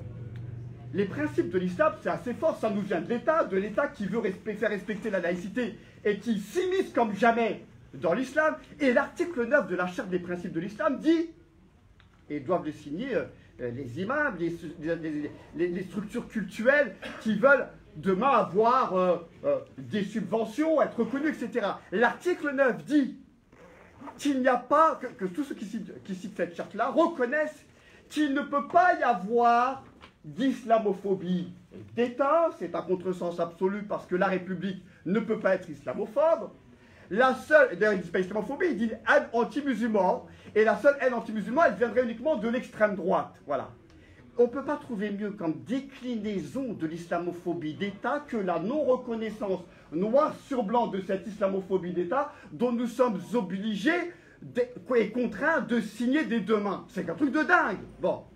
Et ce que disent par ailleurs, parce que ça commence à nous saouler un petit peu, Zemmour, parce qu'il a fait un doigt d'honneur, tout le monde est ému, oh, ça dégueule de partout. Mais concrètement, ce que disent les jeunes et les moins jeunes dans les quartiers populaires, ce qu'on appelle quartiers populaires par euphémisme, qui sont les Arabes, les Noirs, les pauvres et les femmes de familles monoparentales qui vivent dans ces quartiers-là. Ils disent, mais notre quotidien, nous, c'est pas le Front National, le Rassemblement National, ou même Zemmour. Notre quotidien, c'est ce dont a parlé Mania. C'est ce racisme institutionnel qui transpire par tous les ports, y compris par celui de la santé. Face au Covid, nous n'avions pas la même couleur. Comme nous n'avons pas la même couleur face au marché, ça a été dit et redit. Les musulmans et les musulmanes sont plus discriminés à l'emploi que ne le sont les Noirs aux États-Unis. Et les Noirs aux États-Unis, je ne sais pas comment te dire, c'est une machine de guerre. Voilà. Et ça, on ne veut pas le reconnaître. Bon, et des études, c'est pas nous, hein, c'est pas les plus excités. L'Institut Montaigne, tu vois ce que c'est à peu près, c'est plutôt tranquille, il n'y a pas vraiment de problème là-dessus. Alors, je finirai mon propos là-dessus, et je le dirai sans provocation, alhamdoulilah, c'est juste magnifique, c'est parce qu'il existe des résistances tout le temps quand il y a oppression. Et ces résistances, elles sont même consubstantielles de l'oppression. On a différentes façons de résister. Et une façon de résister, je le dis ici, très calmement, c'est de cultiver l'entre-soi, comme disait Sartre, quand les juifs se retrouvent avec des juifs, ce n'est pas pour cultiver le fait d'être juif parmi les juifs, mais d'être homme parmi les hommes, c'est une façon de retrouver sa propre dignité, de ne plus avoir ce regard descendant. Alors je le dis, que des musulmans et des musulmanes puissent se retrouver entre eux, entre elles, pour discuter des stratégies, pas simplement pour se faire du bien psychologiquement, c'est important aussi, mais des stratégies de lutte, etc., eh bien c'est un fondamental, et la bonne nouvelle c'est que ça se fait sans qu'on ait demandé la permission à qui que ce soit, et ça continuera à se faire. Comme le font les Noirs, comme le font sans aucun doute les homosexuels, ceux qui se sentent opprimés dans leurs questions de genre, et c'est vrai à l'ensemble des endroits, à l'endroit de celles et ceux qui subissent une oppression spécifique. Et si certaines, et je le dis très calmement, dans la gauche, y compris radicale, ont un peu peur quand il y a des Noirs qui se réunissent entre eux, des musulmans, musulmanes, des barbus, etc., etc., on leur dit, mais c'est pas grave, il va falloir que tu t'y fasses. Parce qu'y compris ton agenda politique, il va se conjuguer avec notre agenda politique. Et dans ce nôtre, je veux le dire, c'est un peu en forme de poupée russe. Il y a eu les... Je finis là-dessus, je m'excuse, mais c'est tellement anecdotique, mais c'est juste magnifique. Il y a eu, vous savez, ces camps décoloniaux, où ils ne pouvaient assister aux camps décoloniaux que ceux qui étaient victimes du racisme en tant que tel. Alors évidemment, on ne demandait pas la carte de visite, mais si tu étais victime, tu viens, tu n'as pas de problème, tu viens, etc. Bon, évidemment, regardez un petit peu quand même avant pour ne pas se retrouver avec des fous furieux. Bon. À l'intérieur du camp décolonial, il y avait donc toutes les victimes du racisme, mais à l'intérieur, les Noirs se réunissaient entre eux, entre elles. Parfois, c'était des musulmans humains qui avaient des réunions non mixtes. Parfois, c'était des racisés d'en bas, homosexuels, qui avaient aussi des réunions non mixtes. Et puis, parfois, il y avait des réunions non mixtes de racisés, noirs, homosexuels, musulmans, etc. Bref, il y avait une multitude de réunions non mixtes, tant et si bien que parfois, tu ne savais pas où aller. Mais ça fait partie des stratégies de défense que nous mettons en avant. Si par cela on appelle séparatisme, eh bien nous assumons le terme de séparatisme, sans aucun doute pourra faire avancer de l'avant l'ensemble de la société, parce que derrière ce nous évidemment nécessaire, on est capable de jouer tactiquement des articulations avec l'ensemble des mouvements sociaux, et je boucle la boucle, notamment donc avec les questions écologiques, les autres questions sociales, les questions environnementales, toutes les questions qui nous animent. Voilà. On va passer au débat avec vous. De manière, voilà, sur des sujets qu'on aurait oubliés ou pas. Et puis, ce que vous avez à dire par ailleurs, il ne s'agit pas que ça fasse des va-et-vient entre la tribune et vous.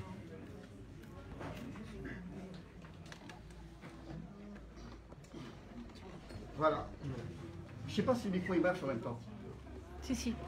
Tu l'as tué avec Oui, non, je voudrais ricocher sur des choses qui ont été dites à propos du droit et de l'importance que ça a ou pas et les limites que ça a ou pas. D'abord, tu parlais, Omar, des processus de fascisation auxquels on assiste, qui sont là, présents. La dictature, c'est pas d'abord à la démocratie que ça s'oppose, c'est à l'état de droit. La dictature est instituée quand l'État peut s'asseoir sur la règle de droit. Et on y vient. On y vient sur des choses... La Constitution de la Ve République fait référence, entre autres choses, dans son préambule, parmi les principes qui la fondent, aux grandes lois de la République. Ça veut dire les grandes lois de la République, il a fallu que le Conseil constitutionnel finisse par dire ce que c'était.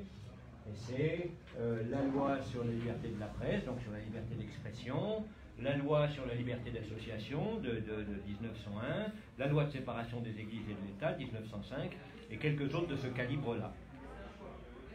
Toutes ont été écornées. Sur la liberté d'expression, ça a été expliqué tout à l'heure en détail. Et la même explication en détail concernait la liberté d'association. Quant à la loi de 1905, elle est violée tous les jours par une conception non laïque, au sens de la loi de 1905, de la laïcité aujourd'hui. Ce qui est mis en cause, ce sont les grandes lois de la République, là. Hein. C'est-à-dire la Constitution. Hier, l'autre guignol était au Panthéon. Au Panthéon, il y a les ossements d'un vieux monsieur qui s'appelait René Cassin. Et René Cassin est un des principaux rédacteurs de la Déclaration universelle des droits humains. Et cette Déclaration universelle des droits humains prévoit dans l'un de ses articles que nul ne peut être empêché de quitter le pays où il se trouve, même si c'est le sien. Aujourd'hui, on finance des programmes dont la seule raison d'être est d'empêcher des gens de quitter le pays où ils se trouvent. On donne de l'argent aux Marocains pour que les gens ne puissent pas quitter le Maroc. on accepte des gens de l'Angleterre pour que des gens ne puissent pas quitter la France pour aller en Angleterre.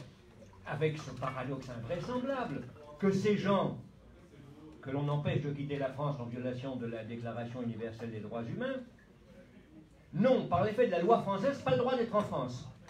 Ils n'ont pas le droit d'être en France, mais on dépense beaucoup d'argent pour les empêcher de quitter la France. Voilà ce qu'on fait aujourd'hui de la loi. Maintenant, je ne pense pas pour autant, et peut-être que parce que c'est comme ça, je pense moins encore, que l'émancipation des racisés passe par le respect de la loi. C'est important de se battre pour le respect de la loi, c'est aussi important de contourner de la même manière que l'État le fait. Et tout ça est une question politique. De ce point de vue, je ne veux pas redire ce que Omar a dit mieux que je ne l'aurais dit moi-même. Donc voilà. Une autre question dans la salle? Question ou... C'est une question, oui, à l'avocat, justement, qui disait que justement, c'était passé au Conseil d'État. Qu'est-ce que ça va changer? Ah oui. Parce que c'est bien beau que assez souvent ils s'assoient dessus et ils continuent. Alors... On va prendre une série de questions et puis on va revenir vers... Une autre question dans la salle ou une autre intervention?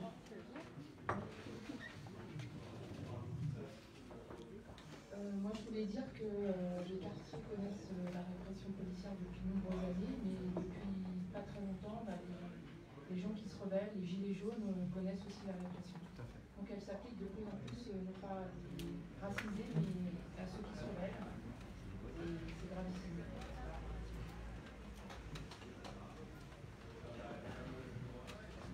Et l'autre, on va demander aux intervenants. Bon. Qui veut répondre? Je te remercie d'avoir regardé ton portable et de répondre à ma demande, parce que effectivement j'ai été assez libre et tu poses la bonne question. Non, je n'ai rien écrit, mais ça faisait toute une question téléphonique. Je te remercie vraiment. Comme j'ai dit à la fin, j'ai oublié l'essentiel. Tu as totalement raison, et je voudrais te donner tort sur ta question. Tu as totalement raison jusqu'à la classe, alors je dis class action parce que j'ai remarqué que chez les jeunes, ça fait plus Netflix et qu'on entend mieux le truc. Donc l'action de groupe, elle révolutionne, on est au tout début. Donc je comprends que ça t'interpelle, enfin ta question éminemment politique interpelle tout le monde, elle interpelle également les juristes parce que, à ma connaissance, il n'y a que 3 actions de groupe. Aujourd'hui, il y en a une contre Safran, il y en a une contre la Caisse d'épargne. Safran, c'est discrimination syndicale. Une deuxième qui est discrimination sexuelle et de genre contre la Caisse d'épargne. Et la troisième contre l'État français. Quand je dis la Cour de cassation a condamné l'État, c'est absolument terrible. Alors je suis filmé, c'est gênant parce que je dois dire que c'est génial. Mais tu as raison fondamentalement, c'est que ça a changé quoi. Alors dans l'histoire, dans la narration judiciaire, c'est une condamnation qui est symbolique parce que l'État français, pour plein de raisons qu'on connaît tous, la discrimination raciale, c'est incompatible avec les principes. Et ça y est, c'est marqué dans le marbre. La discrimination raciale n'est pas une réalité pour Macron. Alors, bon, quelquefois, il tergiverse, mais pour les autres, ça n'existe pas. Ce ne sont que des gens qui chouinent parce que, pourtant, ils vont à la même école de la République. Les Noirs et les Arabes, ils se plaignent tout le temps, quoi. Et puis, les institutions, elles sont neutres. Au pire, elles sont neutres, donc ça n'est pas possible. Et donc, cette condamnation, elle vient quand même de la plus haute instance, institution juridictionnelle française, privée. Et donc, ça veut dire quelque chose.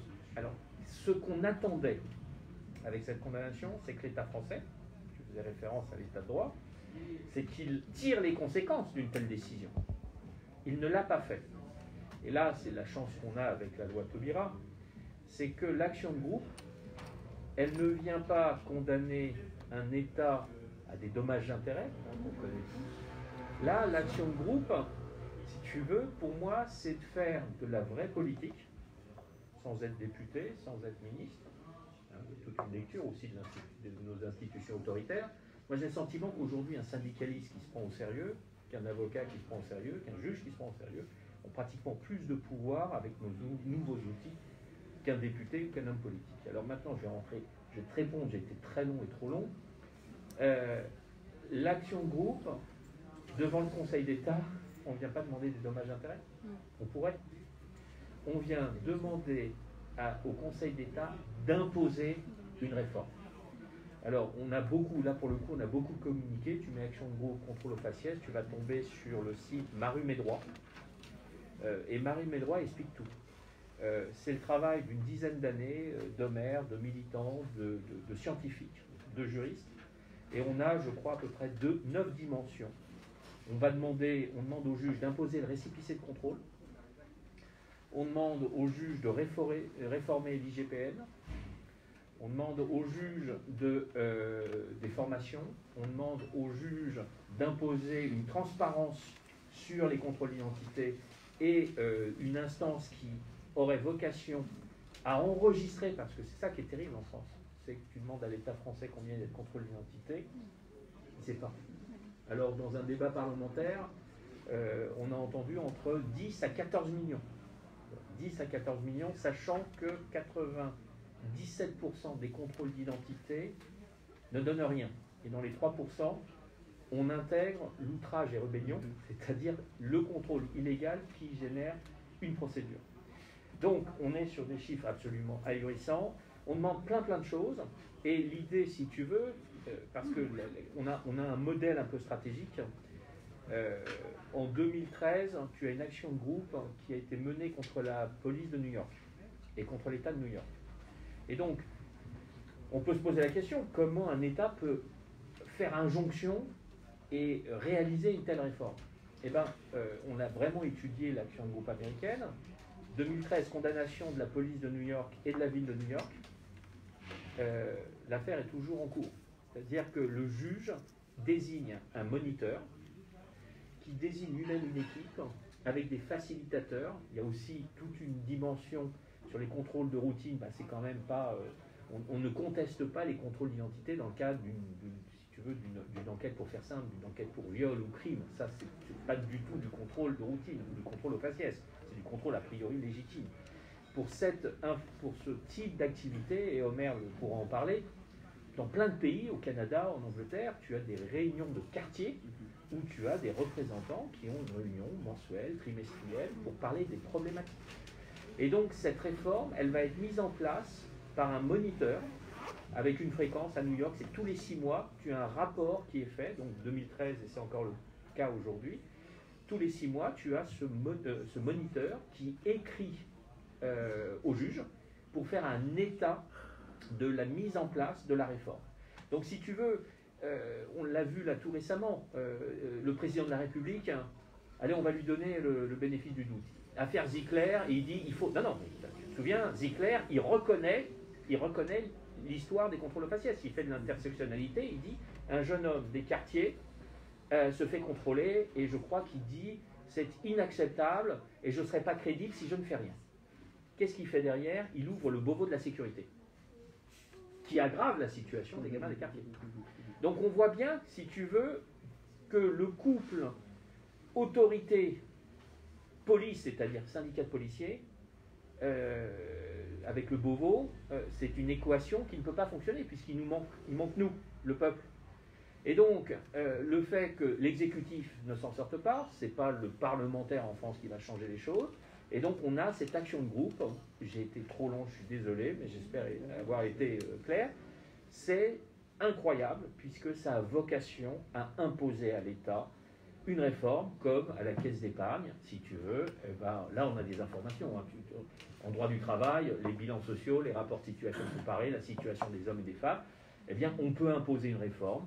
On peut imposer par exemple à embaucher des DRH spécialisés sur les discrimes.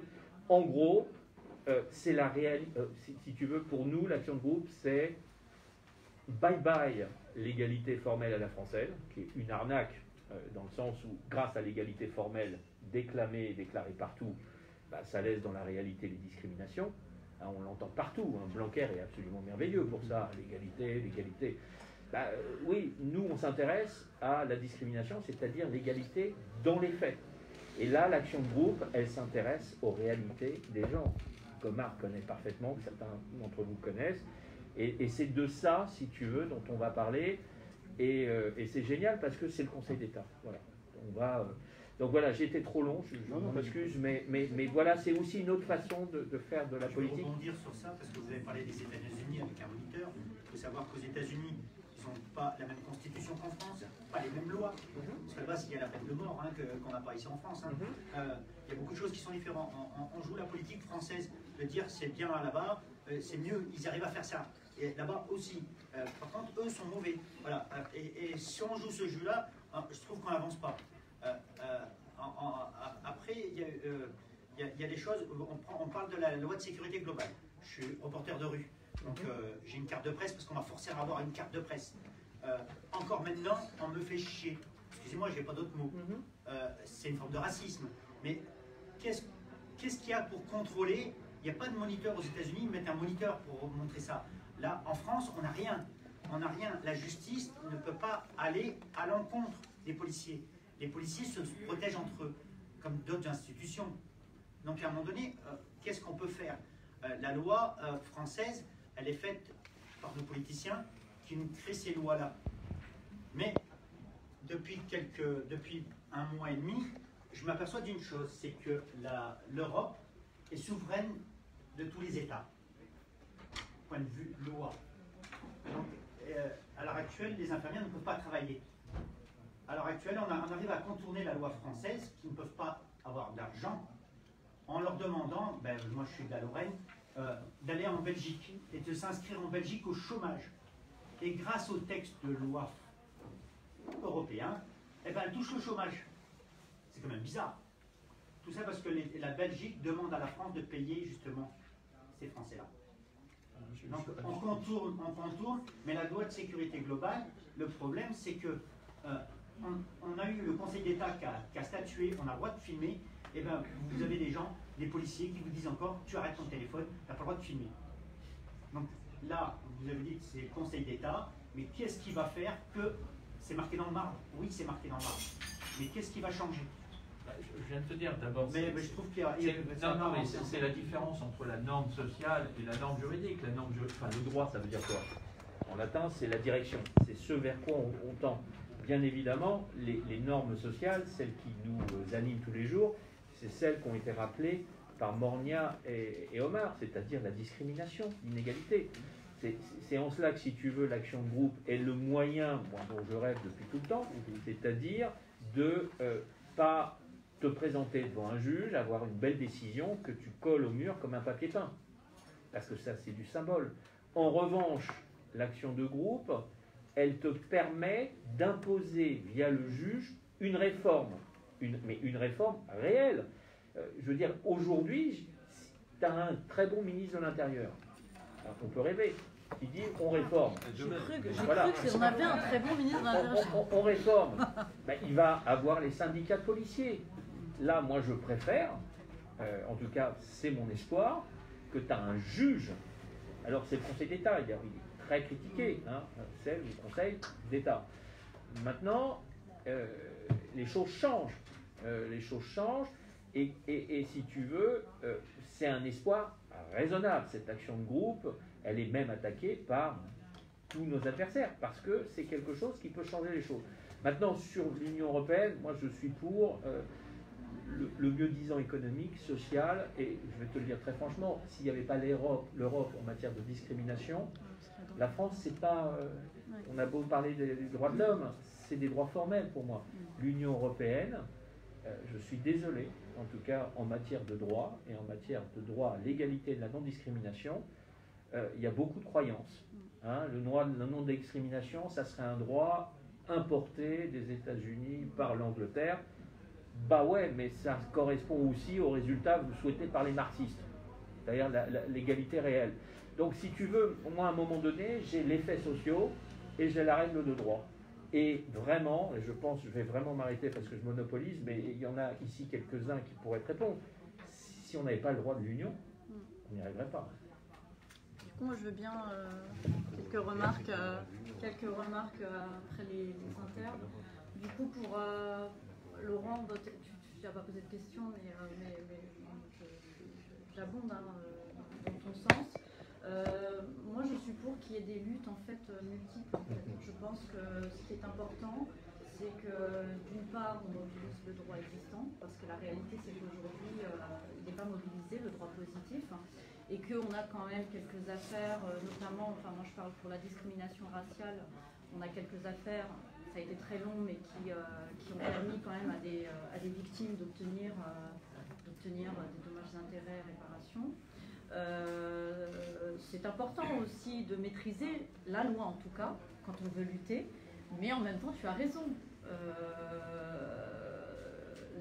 L'application de la loi étant inégalitaire, il faut la contourner et il faut mener des luttes autres par les mobilisations à l'extérieur, les manifestations et puis la prise de pouvoir, si je puis dire. Après, pour répondre, ou peut-être répondre, c'était pas une question, mais sur les gilets jaunes.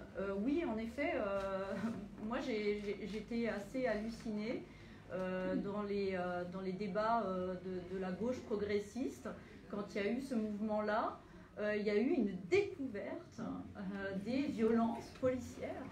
Et alors, moi j'avais des camarades que j'aime beaucoup par ailleurs, mais qui étaient scotchés quoi, par une telle violence, des yeux éborgnés, des bras, enfin des matraques un peu partout. Et alors je me disais, mais enfin, les camarades progressistes de formation trotskistes, anciens de la LCR, etc., antiracistes, mais enfin, mais ne savez-vous pas ce qu'il se passe régulièrement dans les quartiers populaires? Des palpations, des parties intimes, plus particulièrement des jeunes hommes racisés, des coups de matraque, des plaquages, des jeunes hommes mis à terre, les menottes en main avec la tête bloquée par les pieds d'un ou plusieurs policiers, des insultes à tout va, des blessures graves, des morts. Et en fait, tant que ça ne s'incarne pas, tant qu'ils ne sont pas directement touchés, finalement, c'était un petit peu abstrait.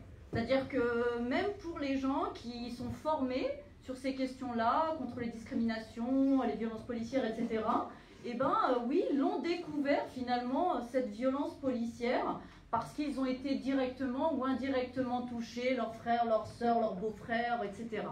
Ça a touché les Blancs. Ça a touché des Blancs. Alors moi je trouve que le bon côté des choses, oui mais la réalité c'est que c'est ça, c'est que ça crée des ponts par contre. Assez inimaginable. Il y a quelques années, voilà, il y a eu par exemple le comité Adama qui a soutenu et qui est allé manifester aux côtés des Gilets jaunes. Il y a eu quelques manifestations, il y a eu on peut être en accord, en désaccord avec les Gilets jaunes, peu importe, hein, mais il y a eu des ponts qui ont été créés parce qu'à un moment donné, des gens qui remplissent des critères sociaux, mais pas que, d'origine différente, finalement, ont rencontré les mêmes problèmes. Et du coup, comme ils ont rencontré les mêmes problèmes, finalement, ils ont pu... Alors, le problème, c'est que ça n'a pas été sur la durée, mais ils ont pu, à un moment donné, se rencontrer, débattre et même, quelquefois, être dans des mobilisations communes. Donc ça, c'est le bon côté des choses. On est toujours en contact, hein. Oui. Les jeunes avec Adama, c'est toujours en contact. Oui, mais moi, je m'en félicite, hein. Je trouve ça très bien. Après, moi, je ne demande pas à ce que tout le monde soit tiré vers le bas, hein. Je ne demande pas que tous les Blancs ne soient privés de l'accès à l'emploi, et encore que, ça me vient là comme ça, parce que c'est important, parce que je pense que c'est important aussi qu'on dise ce qui se passe au quotidien pour les racisés, notamment les micro-agressions, il y a les violences, il y a tout, les manifestations les plus violentes, les violences policières, les discriminations à l'accès à l'embauche, les difficultés à accéder aux droits, les difficultés à accéder au logement, à un service, etc.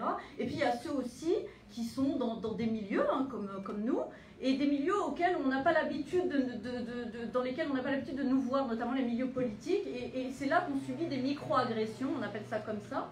Voilà, une espèce de déni de nos compétences, déni de notre intelligence, et finalement on serait peut-être pas à nos places, ou alors quand on dit quelque chose, peut-être qu'un blanc nous l'aurait soufflé à l'oreille, et je vous promets j'allais dire je vous jure, mais j'ai peur de passer pour une islamiste, que c'est même des gens hyper formés politiquement qui sont capables de penser ou d'émettre des signaux, ou même de dire des choses qui sont extrêmement infamantes pour des gens qui se sont émancipés et qui ont conscientisé. C'est pour ça que c'est important qu'on vous le dise. Et là, j'ai quelque chose qui me vient à l'esprit. J'ai le souvenir, il y a quelques années, peut-être que tu te rappelles, Omar, il y avait une action qui était assez intéressante. Je pense qu'il y a 5-6 ans, c'était dans le 93, plusieurs associations, organisations syndicales, mais beaucoup de racisés, avaient fait une espèce de colloque. Et il y avait très peu d'organisations politiques. La question de l'islamophobie était assez prégnante dans ce débat. Et j'ai le souvenir d'avoir débriefé avec une personne du NPA, une tête du NPA d'ailleurs aujourd'hui, et je lui dis, il me dit oui, il y a un avocat qui était là, qui a pris la parole, un racisé, et alors c'était fou, il disait, non mais attends, franchement, il faudrait que tous les racisés qui sont discriminés puissent être discriminés positivement. Et du coup je le regarde, je lui dis, bah en fait c'est une mesure en fait correctrice, c'est-à-dire qu'à un moment donné, si tu veux neutraliser la discrimination, et notamment la discrimination à l'origine, eh ben, à compétence égale, il faudrait recruter un arabe, un noir, voilà. Et il me dit, non mais t'es sérieuse?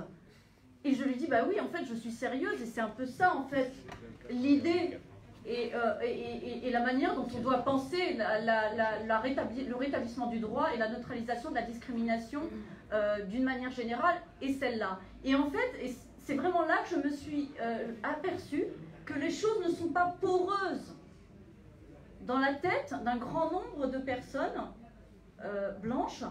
Vraiment, des réflexes qu'ils peuvent avoir à propos des femmes ou des handicapés, elles n'arrivent pas à les avoir sur la question de l'origine.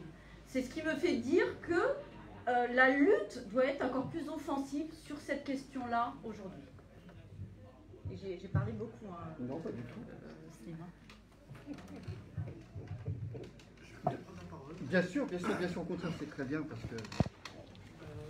Bonsoir à tous. Je suis très heureux d'être parmi vous ce soir.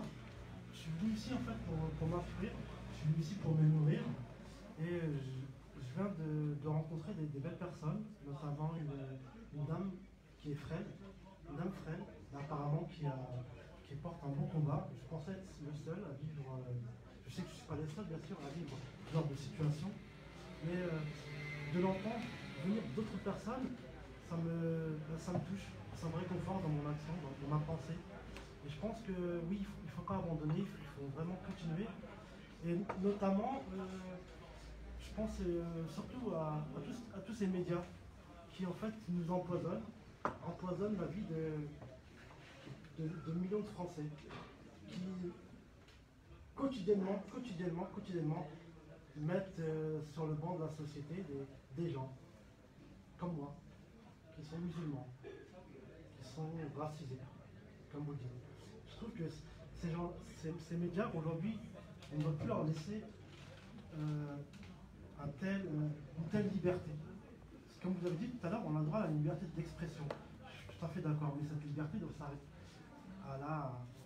Comme vous l'avez dit, comme vous l'avez très bien dit tout à l'heure, à la limite. Il ne faut pas venir blesser d'autres personnes. On est tous des humains et on a tous le droit à un respect. On a tous le droit à une dignité. On a tous le droit d'être digne. Et aujourd'hui, je suis fils de France, je suis français, je suis fils d'immigrés. Et aujourd'hui, je n'ai pas l'impression d'avoir la même dignité que certains. Je trouve que c'est injuste. Et pour ça, je trouve qu'on doit se mobiliser devant ces grandes chaînes qui quotidiennement nous rappellent que les musulmans en France sont en poison, que les musulmans sont des gens, sont des voleurs, que ce ne sont pas des gens qui payent des impôts, ce ne sont pas des gens qui élèvent des enfants. Et voilà, c'est les propos que je tenais à vous partager. Merci. Une autre question dans la salle. Tu veux dire un dernier mot, Omar? Non, parce que le dernier mot, à mon sens, c'est celui que vient de prononcer Shemseddine. c'est-à-dire ces atteintes à la dignité. Alors je rejoins ce qui a été dit sur les Gilets jaunes, on est d'accord, et ce qu'a dit Mornia, j'espère qu'il faut qu'il y ait des articulations, même si il y a des violences qui sont faites à l'endroit de personnes pour ce qu'ils sont, et d'autres pour ce qu'ils font ou ce qu'elles font, même si ce n'est pas la même chose, ça a quand même un sens profond qui a un rapport avec l'histoire de la dignité. Ça ne légitime en rien les violences d'où qu'elles viennent, c'est l'autoritarisme dont on parlait, et qu'il faut combattre, et nous y arrivons que s'il y a des articulations intelligentes, où il y a égalité du regard. Et l'égalité du regard, c'est ce dont parle Shemseddine. Quand on est musulman et musulmane dans ce pays-là, c'est de plus en plus douloureux dans l'intimité profonde, familiale, parce que de manière récurrente et régulière, nous sommes taraudés de l'intérieur. Pendant longtemps, on a entendu dans les médias, il faut que les lois de la République soient supérieures aux lois religieuses ou aux injonctions religieuses. Il suffirait juste de faire peut-être 3 mois de philosophie dans un lycée à peu près de la République pour comprendre que ça n'a strictement aucun sens. On est dans la religion dans une sorte de transcendance verticale où la question est la question de celle d'après la mort, du passage terrestre. Je me doute bien que tout le monde n'est pas croyant, il n'y a aucun problème, on peut être agnostique, athée, il n'y a pas de souci, mais mettez-vous dans la peau d'un croyant ou d'une croyante. Ça n'a strictement aucun sens de vouloir mettre en comparaison, non pas, je ne discute même pas la supériorité ou l'infériorité, je condamne le fait même de vouloir comparer ce qui relève d'une essence religieuse et de quelque chose qui pourrait relever de la conjoncture qui est discutable, qui est un rapport de force, comme l'ensemble des lois, du droit, etc. D'ailleurs, quand ça a été dit à l'endroit des musulmans et des musulmanes, ça a été très violent, mais quand les évêques de France ont dit « Ah non, nous on ne veut pas remettre en cause ce qui se dit dans l'intimité du confessionnal par rapport, vous savez, aux actes pédophiles, de manière structurelle dans l'église chrétienne », il ne voyait pas là une sorte de guerre de religion qui s'unisse, mais simplement permettez qu'on précise quand même qu'il y a une oppression structurelle de ce type-là, de pédophilie dans l'église catholique. Là, les élèves ont dit non, on vous le dit, vos lois de la République, elles ne passeront pas avant notre façon de fonctionner et de le respect de ce qui est confessé dans le cadre des échanges intimes, etc. Là, Darmanin n'a fait que convoquer et discuter pour essayer de trouver un arrangement et une porte de sortie. Imaginez si on avait eu l'équivalent, même pas à l'endroit de ceux et celles qui sont musulmans et musulmanes. Par rapport au droit de filmer, je te le dis très sincèrement avec beaucoup d'amitié mais beaucoup de rage. Le droit de filmer la police, il était présent dans l'article 24 de la loi sécurité globale. Et grâce à une mobilisation exemplaire dont nous faisions partie, y compris avec le collectif contre les violences policières, dans un cadre très large, on a réussi au moins à faire sauter ce verrou-là. Mais ce même article est revenu dans l'article 25 de la loi séparatiste, et les mobilisations sur la loi séparatiste, la gauche radicale, pour dire clairement les choses, et les associations droits de l'hommiste étaient globalement aux abonnés absents. Et on a été esseulés dans les mobilisations contre la loi séparatiste. Ce qui nous fait dire que même dans notre camp social, il y a du travail à faire. Et je dis d'autant plus qu'avec Olivier, on a pu constater, il y a eu le plan de rupture qui s'appelle Plus jamais ça. 36 mesures extraordinaires avec des camarades, ce sont nos frères et nos sœurs de lutte, Attaque, Copernic et d'autres associations. 36 mesures, dont des mesures bien sûr antilibérales, des mesures féministes, et c'est tout à fait logique et normal. Une seule mesure concernant les migrants, mais franchement du bout des lèvres, rien sur le racisme. Rien sur les violences policières. C'est-à-dire que nous étions absents de l'agenda politique. Voilà pourquoi. Mais c'est tout à fait normal. C'est tout à fait normal. Pour dire clairement les choses, on ne compte pas sur les Blancs pour prendre fait et cause d'une oppression spécifique qu'ils ne vivent pas objectivement, comme les femmes ne comptent pas sur les hommes pour faire avancer les acquis féministes. Ce qui ne veut pas dire que les hommes, un délire essentialiste sur les hommes. Objectivement, parce que tu n'es pas opprimé par quelque chose de spécifique, tu as moins de raisons de mener le combat jusqu'au bout. Voilà pourquoi, encore une fois, il va falloir entendre cette organisation en non-mixité, cette structuration en non-mixité, ces agendas des collectifs contre les violences policières qui vont se rallier à certains moments avec les Gilets jaunes et d'autres mouvements sociaux, mais toujours avec des questions tactiques et stratégiques qui vont être discutées en notre sein, voilà, comme c'est discuté dans l'ensemble des mouvements d'émancipation. Sauf que le temps presse parce qu'il y a fascisation, pour les raisons dont a parlé Laura, et fascisation, on va tous y passer, y compris les syndicalistes. C'est des atteintes au droit syndical en même temps qui sont conjuguées aujourd'hui. Et donc on a besoin, non pas de convergence, parce que la convergence, ça signifie regarder dans une même direction avec un point de mire. Vous savez, on peut être contre les violences sexuelles et sexistes, on n'est pas obligatoirement anticapitaliste. Il faut se détendre. On peut être antiraciste contre l'islamophobie et pas être anticapitaliste. Il faut encore se détendre. On n'est pas obligé d'avoir le même point de mire. C'est très important. Il y a des objectifs différents qui peuvent s'articuler à certains moments et sans aucun doute qu'on doit se confronter les uns les autres pour pouvoir encore mieux jouer nos tactiques contre ce système qui nous opprime par tous les bords. Mais il va falloir être respectueux et respectueuse, non pas de ces rythmes, certains ne vont pas plus lentement que d'autres, mais de ces tactiques de certains et de certains groupes, de certains et certaines, dans l'ensemble des luttes d'émancipation. D'où la présence et l'importance de ce qu'a dit tout à l'heure Patrick, il faudrait que tu développes ou pas, mais la question de la justice climatique, et qui est liée à l'ensemble de la question environnementale. On vient de finir, là, de sortir de cette COP monstrueuse, où finalement les pays les moins responsables du bilan carbone des gaz à effet de serre sont ceux et celles qui vont payer le prix fort. Et tout le monde a tourné les talons, ce qui veut bien dire qu'il y a une racialisation, là encore, du débat. Bon, tout ça est intimement lié, intimement intriqué, et sans aucun doute que par la force des choses, nous serons amenés à coller nos coudes les uns contre les autres, à porter les banderoles ensemble, à nous frotter ensemble. Et donc, il y a des agendas dont Jamel dira quelques mots peut-être sur les luttes qui arrivent, quoi. Les prochaines luttes. Voilà. Olivier, si tu veux dire, rajouter, dire des trucs qui n'auraient pas été suffisamment portés. Non, c'est ce que tu as dit. Un taclage. Nous sommes un certain nombre ici à être passés par des organisations qui se réclament du trotskisme.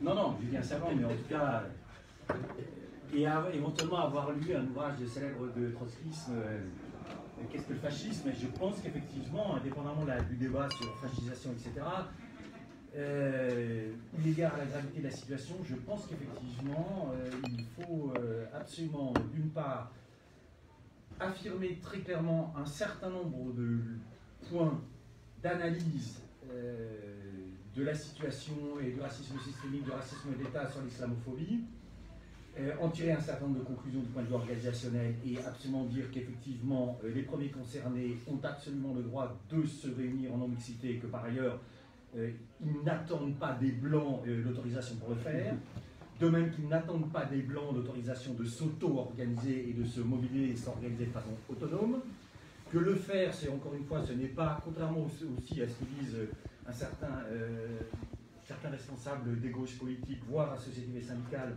ce ne relève pas du séparatisme, ou d'une volonté de sécession aussi peu que ce soit. Et dans ce contexte, je crois effectivement qu'on a intérêt à la fois à marcher séparément, à frapper ensemble. Marcher séparément sur un certain nombre d'analyses pour faire entendre un certain nombre, effectivement, de points qui sont des points de clivage, qui sont des points de débat avec une partie des gauches politiques, syndicales et associatives. Marcher séparément, mais effectivement, frapper ensemble. Et de ce point de vue-là, il me semble qu'il y aurait quelques nécessités à essayer de prendre une initiative d'une grande manifestation nationale contre les racismes, contre les violences policières, pas simplement d'ailleurs contre Zemmour. L'appel qui a été signé, d'accord, oui, d'accord contre Zemmour, mais je veux dire, croire que l'affaire de l'extrême droitisation et de la fascisation aujourd'hui ne passe que par Zemmour me paraît une vue extrêmement restrictive de la situation. Jamais l'extrême droite n'a été aussi élevée. Si on ajoute Zemmour et Marine Le Pen, on est aux alentours de 10, 18, 35%, une trentaine de pourcents. Si on ajoute les positions radicalisées des Républicains sur les thèmes que j'ai cités, on élargit encore le spectre. Et donc je pense qu'on a intérêt, effectivement, on aurait intérêt dans les mois qui viennent, parce que toutes ces questions vont être au plus haut de l'agenda politique. Je je pense que nous aurions intérêt à être à l'initiative d'un appel national contre les racismes, contre les discriminations, contre les violences policières et contre l'extrême droite et ses affidés. Tout en maintenant, je pense aussi, parce qu'on ne va pas mettre la poussière sous le tapis, tout en maintenant des initiatives de ce type-là, où des analyses particulières et spécifiques sont effectivement avancées, quand bien même elles peuvent susciter des critiques légitimes, voire des résistances qui parfois ne le sont pas. Tout est clair. Non, c'est simplement pour appuyer ce qui vient d'être dit, et puis aussi pour commencer à conclure sur les propositions. Je pense que ce qu'ont fait nos camarades de Grenoble en juin dernier, c'est-à-dire le mois décolonial, c'est assez intéressant parce que ça répond à ce que tu viens de dire, Olivier, c'est-à-dire marcher séparément et frapper ensemble. C'est-à-dire qu'il y a eu pendant tout le mois de juin à Grenoble, tous les jours, des réunions alors sur la question du racisme, sur la question des femmes racisées, sur la question, toutes les questions décoloniales, etc. etc. Et ce qui était intéressant, c'est qu'il n'y avait jamais moins de 200 personnes qui venaient dans la salle. Et là, les camarades, maintenant, il y a plus de 20 associations avec PEPS qui organisent en mars ce nouveau mois décolonial. Ils l'ont fait en mars, donc ça m'a surpris. J'aurais dit, mais c'est en pleine campagne électorale. On a décidé de le faire pour cela. Et donc, il y a un certain nombre de villes qui commencent à vouloir reprendre cette initiative. Et je pense que, par exemple, sur Paris, si Rejoignons-nous et PEPS appelaient d'autres associations, etc., à voir comment on pourrait co-organiser cela, avec au milieu, et donc en mars, ça va être cette signification, l'appel que tu dis sur une manifestation contre les racismes, etc., mais qui serait aussi dans le cadre de plein d'événements organisés par tous les collectifs qui le veulent sur toutes les questions qu'on a soulevées de fait ce soir. Je pense que ça pourrait avoir un retentissement politique important. Donc moi, je fais cette éventuelle proposition pour que sur la région parisienne, on se voit pour voir si on peut faire ce mois décolonial. On connaît, Omar, moi, j'ai lancé il y a 15 ans la semaine anticoloniale. Je sais, je connais qu'il y a plein de gens qui pourraient se saisir d'une initiative comme cela, et ça aurait un sens et un rôle politique en ce moment extrêmement important. Ok, très bien. Merci à tous d'être venus, merci aux intervenants, et nous vous donnons rendez-vous pour une rencontre qui concernera l'antifascisme le 10 décembre à Montreuil. Le 12, pardon, merci de rectifier, avec Hugo Paletta et Aurélie Trouvet d'Attaque. Merci à vous encore. Il y a un autre, attendez, il y a un truc très important. Le 18 décembre, c'est la journée internationale, entre guillemets, des migrants, c'est comme ça que ça s'appelle. Mais en France, il y a un collectif, un ensemble d'associations, de syndicats qui travaillent, d'ailleurs ce soir ils sont en réunion, ils vont faire de ce 18 décembre non pas une journée migrant entre guillemets, mais une journée contre le racisme vu le contexte français, violence policière, islamophobie, migrants, l'extrême droite, etc. Et donc c'est une... Écoutez ce que vient de proposer Olivier. C'est une grande mobilisation. Je ne sais pas si tu avais donné la date. Et donc c'est le 18 décembre, donc il va falloir, ben voilà, c'est évidemment un samedi, avec une déclinaison nationale, on espère, pourquoi pas, outre-marine. Et donc c'est un grand moment de mobilisation.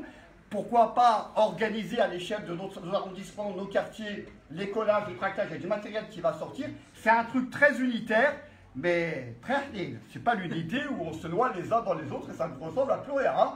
Il y a des lignes très claires, le texte est très beau, ça s'appelle, je ne sais plus comment ça s'appelle, Mon pays, la solidarité, Notre pays, la solidarité.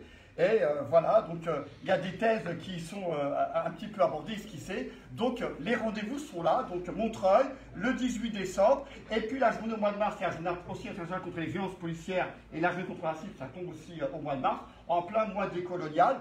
En vérité, voilà, il y a de quoi faire, et pas simplement coller des affiches de tronches sur les panneaux électoraux, mais peut-être coller nos luttes. Voilà. Et demain, ça y est. Et demain, j'ai dit, oui, demain, Saïd Bouamama sera ici pour présenter son dernier bouquin, autour de, le titre à peu près, c'est... Je crois des classes dangereuses à l'ennemi intérieur, quelque chose comme ça. Et bon.